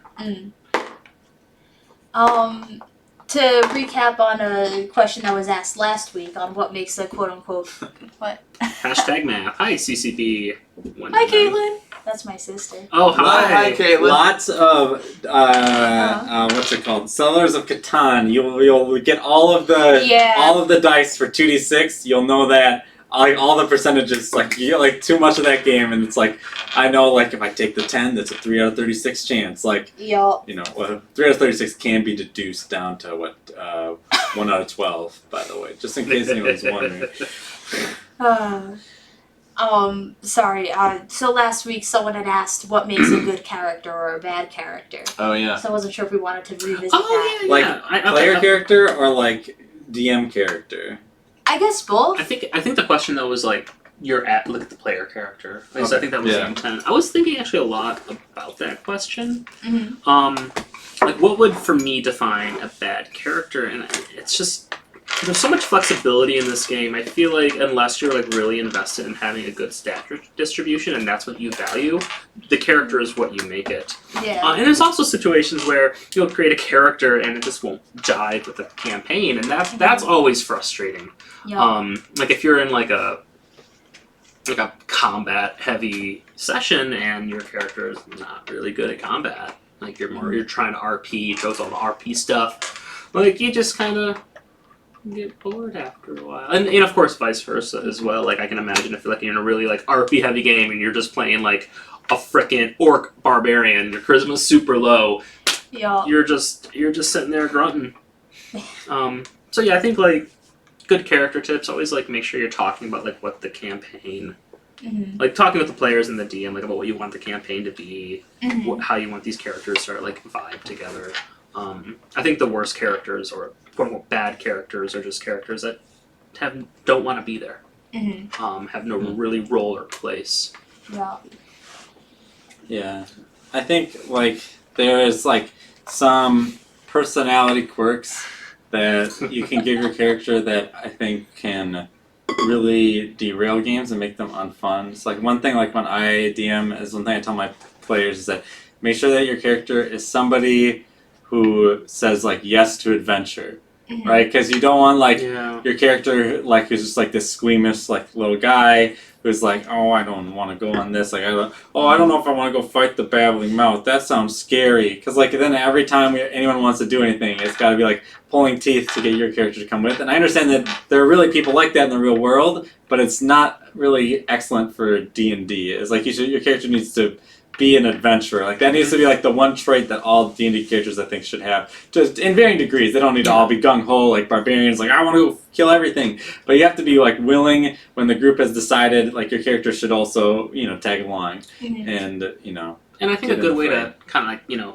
complicate that as well is like thinking about like what your character is afraid of as opposed to what they're not going to do. Like Mhm. being afraid of say like the undead and like not necessarily wanting to fight the undead but still like trudging through, that can create really like nice character moments Mhm. as opposed to my character is terrified, I'm not going to go do this. In which case, just okay. Yeah. I guess you're not playing this session. yeah, and you can like role play the combat too. Like if you're like, your character's terrified, like, you just every turn there's like an undead, you just take your max movement to get like as far away, but where you can still strike them. So you know what I mean, or Yeah. whatever. Like even though you're a melee character, you're like, I'm throwing my javelins or something. Yeah. Yeah, and so like that's all fine. I just think that like if you're like making it harder for everyone else to like get into the game because your character's too busy like kind of just trying to not do stuff. I think that's an example of like a quality that doesn't make for fun D&D a lot of the time.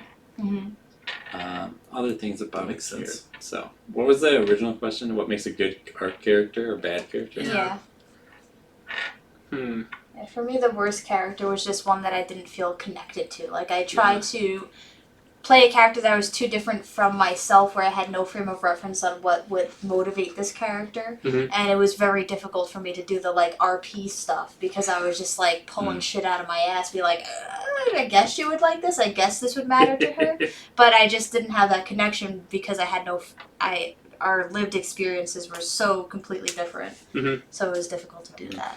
Yeah, Leo C voices. Yeah, I generally agree with that. It's not like your character can't sometimes be reluctant. I'm saying like, but don't make a character who is like always reluctant to do any sort of like violence or combat or anything like that. Who's like, because like you can imagine like someone who, like their flaw is that they don't ever want to do anything. They're a sloth or something like that. Like, well, that's not Here going for to the be fun. They could just be the innkeeper and then like waiting for the party to come back. They're like, I made your beds. Yeah, like Kelly brings also like a really good Nat point 20 on that bed make. about like motivation, like especially with like thinking about like writing particularly, like you want to like make sure your characters like have a strong sense of motivation, like there's something at stake, you're aware of like what they want to do and what they can do, and I think that's also very important for character development or character creation as well. It's like, what do I want this character to do? It might like not narratively be unfolded in the adventure, and that's fine, but like what does your character want out of this? Why are they here? And I think if those questions are hard to answer, to really, what'd you do for a Scooby snack? Of course. I think like if you can't find a good reason for your character to be in a particular situation, then I think you really need to sit down and kind of outline what your character wants, or because I think forcing a character to do something that they wouldn't do is just not really fun for anybody. Mm-hmm. Yeah, I think something else that's kind of important from a... Oh, shit. I'm losing my mind. I forgot what I was going to say. So someone else say something, and then I'll remember it, and then I'll cut you off. That's fine. So Caitlin goes how she made her character become an unfiltered version of herself, like a chaotic evil of royal descent. So, like, having characters be an extension of a part of your being, I think I that's good feel too. like is what helps make a good character, because it's Yeah. kind of exploring a version of yourself in a setting that you would never explore anyway. I say one thing that a good character has to be is consistent. Like not necessarily not chaotic. And this is why alignment can sometimes be useful, because it can kind of help you set up how does my character respond to different situations. Like if they're chaotic evil.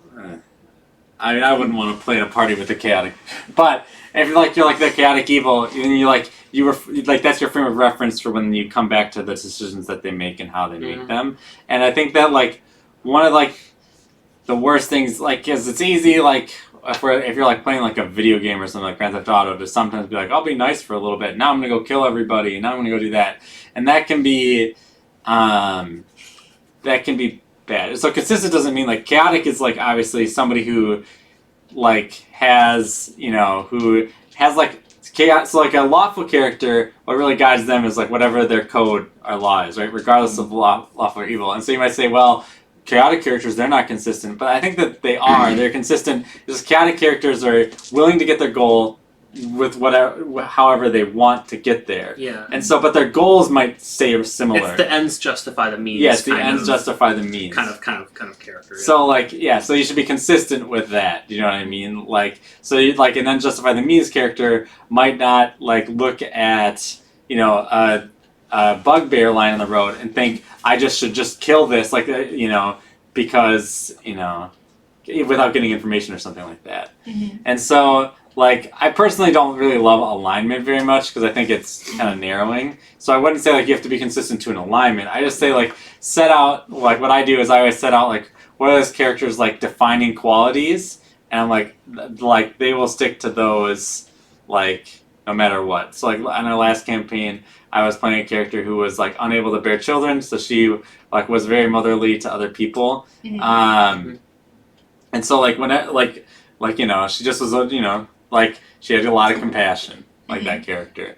And so, like, that's an example where I've, like... And so in every situation, I tried to play it as though, like, in that way. Where, like, even if it wasn't necessarily good for, like, RP purposes or something like that, or, like, getting exactly, like, the best gear or loot, it's just, like, what would the character do in that?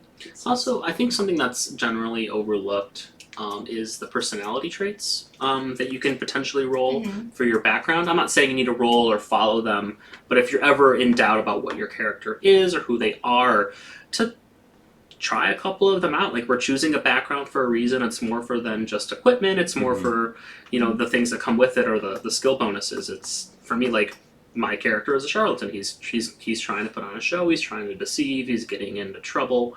And he's boisterous in a lot of different ways. Whereas you're an urchin, and like I feel like our backgrounds like very much play into like how we play our characters. You're a hermit, right?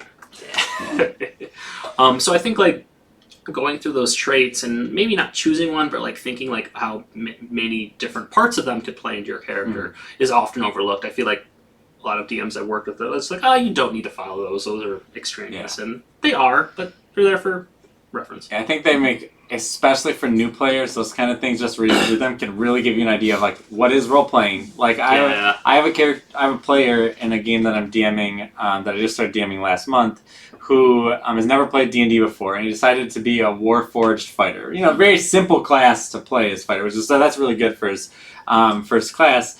But he I don't think he had a great idea of how to role play it until he started reading through like the character flaws, and one of them was like you announce the threat level of every enemy or like every being you come in contact with or something like that. And then I think that like clicked for him. He like read it and he laughed out loud. He like told us all about it, and like for him it was something like I can see how this is like not just me. Like this is like a thing that has like its own personality as a result of like these things, and so. Those can be really excellent to like help thinking forward. I use mine for Boggs, like thinking of him as a hermit, and sort of you've kind of thrown me a tool in this last one with his hat that turns me into a normal looking person. But I mean, like I'm quiet in a lot of social situations, but it's because I think he would be kind of peeling back towards the background, trying not to really. I mean, he's not very comfortable in social situations because he looks like a freak. Yeah, I don't know. It does sort of. I feel like it does sort of take out. It makes me feel like I'm sort of sitting and waiting for those moments to sort of end. Like I hope they do those things that I'm thinking that I would do, and for the most part, you guys do. But they also create like the moment today with Mary. I think I created a really nice one where you're like, you're not invested in, well, you're not saying you're invested, you're not in the social interaction, so you're like looking around and like the children are scared of you. Like, I like that moment. Yeah, no, yeah, absolutely. And I think that would only come about with having the kind of character that you've created. Yeah. I think I felt it most that time after we burnt down the mansion or whatever, and like you guys went into town, and I was like, my dude wouldn't go into town. Like, he would just hang out in the woods. Yeah. I missed the dwarven drunken fest or whatever. Yeah. Oh man, the microphone was in the way. Like for like my character, like I try to like play up like the capitalist kind of side of her, because she's basically been like self-employed since the thing happened, and so she was doing like underground shady shit in like the other country, and so for her everything's just about the exchange. She assumes that like everyone wants something, and like, you know, you provide a service and you get money, blah, blah, blah, which is a lot different than like how Hermit might look at it or how you might look at it, because your character is like stealing things, and so my character is like, that's not how the world works. Like you exchange like things in order to get what you want. You don't just take it. And so it can create like that friction too, and that's good when your friction is, as for your characters, based in the way that they perceive how the world should work or should operate. Right? It's bad if it's like just, like my character loves to steal things and my character thinks stealing is bad. Like, like that's not an excellent way to say it. It's like, well, Franz has like a position towards things that like if they can be taken, why not take them? Like to some degree. Like, at least in my experience, that's how I would describe it. Because like with the sword on the wall, you're like, it's there. Why not for me? Like basically. And then like my character's like, well, no. Has just a different perspective towards those things. Yeah, I think like Franz, I think there's like one similarity our character shares. I think they both like understand capitalist systems, but I think the key difference is Franz doesn't respect the institutions, but he knows how they work. So he's just like, if I want something, I'm gonna try to take it. Or he doesn't. I feel like with Franz, it's a patience thing for him. He just isn't patient, and so he makes a lot of impulsive decisions. I'm half expecting a détournement in the. Sure, he's gonna get himself. Yeah. And then one other thing I noticed, just for all you, players playing at home, is like you absolutely should not feel like you need to write up 6 pages of backstory, know every detail about your character, and know how they'd respond to every situation before you get in. Yeah. I think have a good outline of what your character is and have a good like dispositions, but let some things like happen like as they happen. Like I thought I thought my character would be more shy, but she ended up being a lot more outgoing as a result, partially of just our party being like kind of like the makeup of our party. We don't have really a face, so like I kind of take that role sometimes, and so that so like that's like kind of something to consider. Yeah, like for me, like I didn't know. Also, I just think like responding to the kind of like first session or session 0 events like can really help define a character. Like I didn't know really how I wanted to RP Franz in a lot of ways. It was I knew I wanted him younger, but that wasn't for character reasons. It was just like figuring out like it was for backstory things. And then like I had the incident with the school teacher. And for those who don't know, we had a session 0 and we were in a town that was on like a Groundhog's Day loop. And in one of the loops, I went to the school, got hurt, and got essentially dragged in by the teacher, and I decided to brandish my sword in the middle of the classroom, and I got blasted. I fell. And so for me, like that became a character defining moment, not for the history of Franz, because it did or did not happen is up in the air, but like how I wanted to play him. I wanted him to just like be impulsive. I wanted him to just eventually just get tired of a situation. It's just like, I'm gonna handle it my own way, and sometimes it works, most of the time it does not. No. So she's a lot of caping.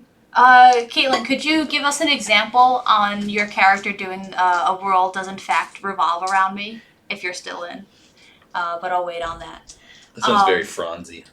Yeah, it's very Franzian. I think I think those characters are probably the most fun to play. It is fun. It's because you like respect what's going on, and you're just like, but now I don't have to.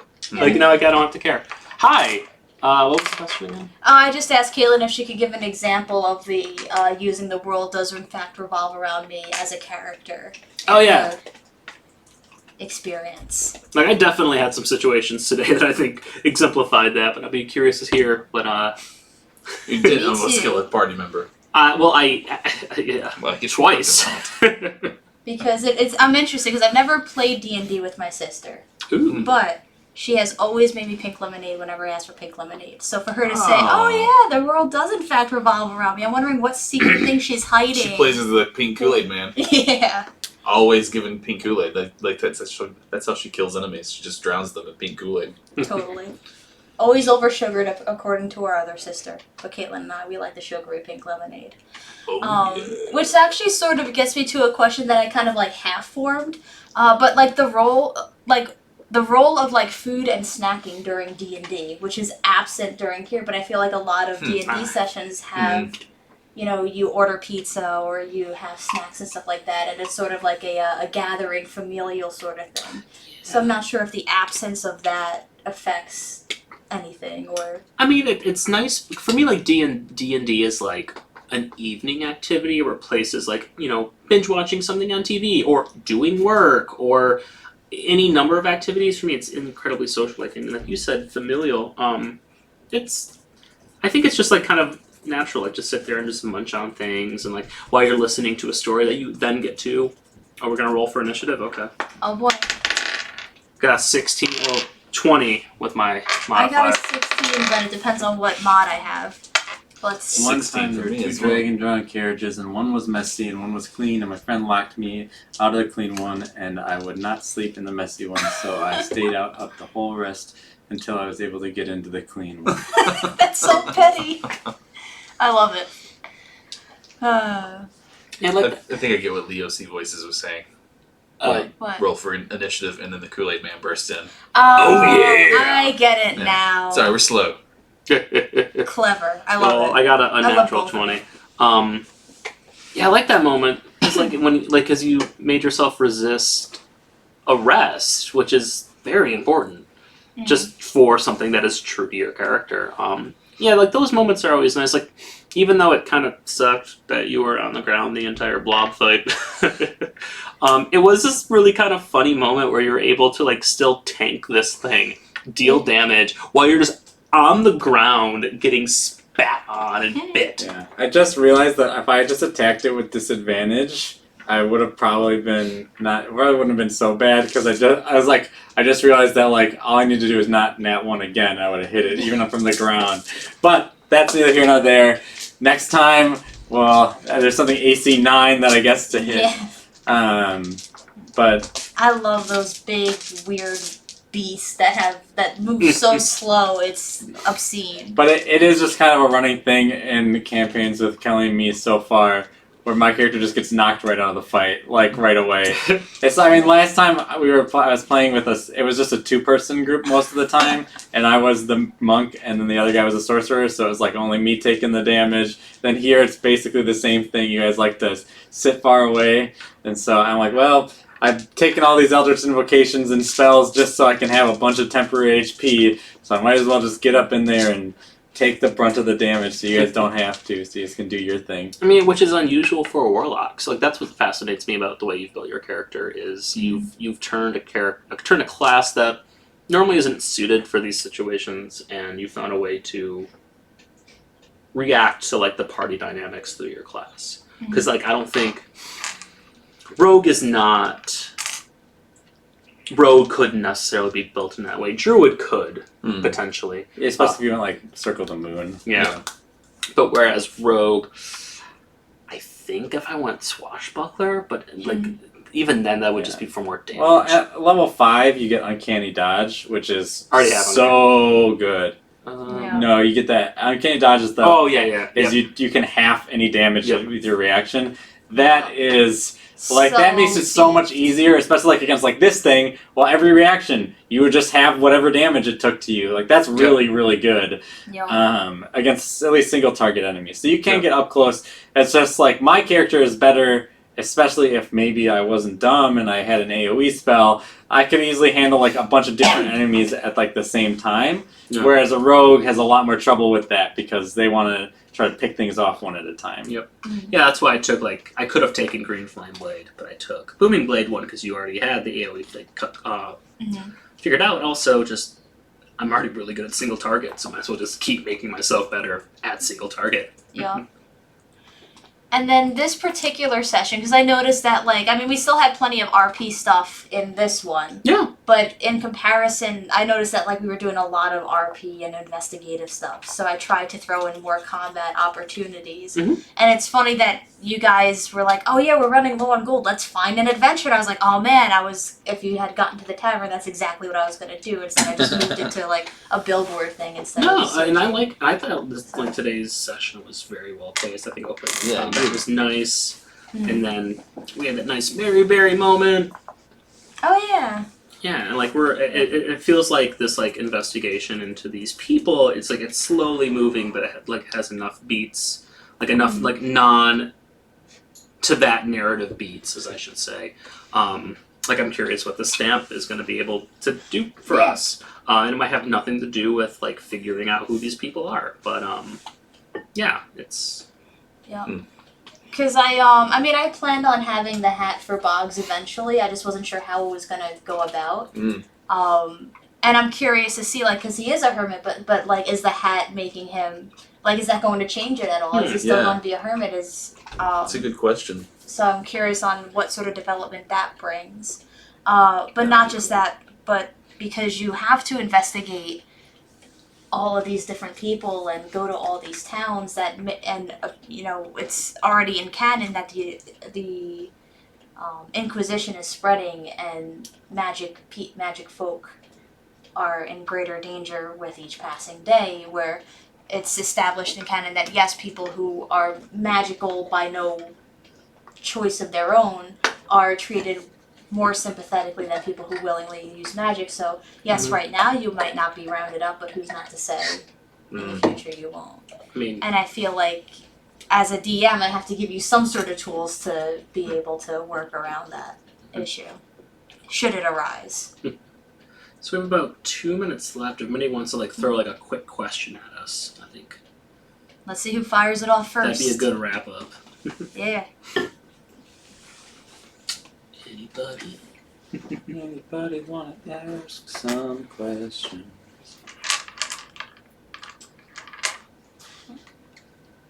So, We'll roll for question. all right. 4. What would you roll? Yeah. Question 4. Anybody who had a 4? Bingo! Favorite D&D snack. Ooh. I think something that is like addicting and you can just like kind of just keep shoveling in your mouth is That's like good. most food for me. Most food. But also that like is not gonna stain anything. So like Dorito, Cheeto, BS. I would go for popcorn because I Popcorn's like fine. having soda, and I feel like popcorn's a good mix. Also of like stuff. kettle chips. One last question. How do you guys feel about playing against type for character classes? Or reluctant loud rogue, sadistic cleric? Oh yeah, I'm playing a loud ass rogue right now. Yeah. I think it's fun, and I think it's really, I think playing against, because you're playing against more or less anything like just stereotypes of classes. Like I think sadistic clerics certainly do exist. Yep. And I think they're really fun. I think it's really fun to not have the class define the character, but instead let what you want out of the character to define it, or the background. I'm more interested in like a background defining character than class, because I mean I could have played a very typical boring rogue.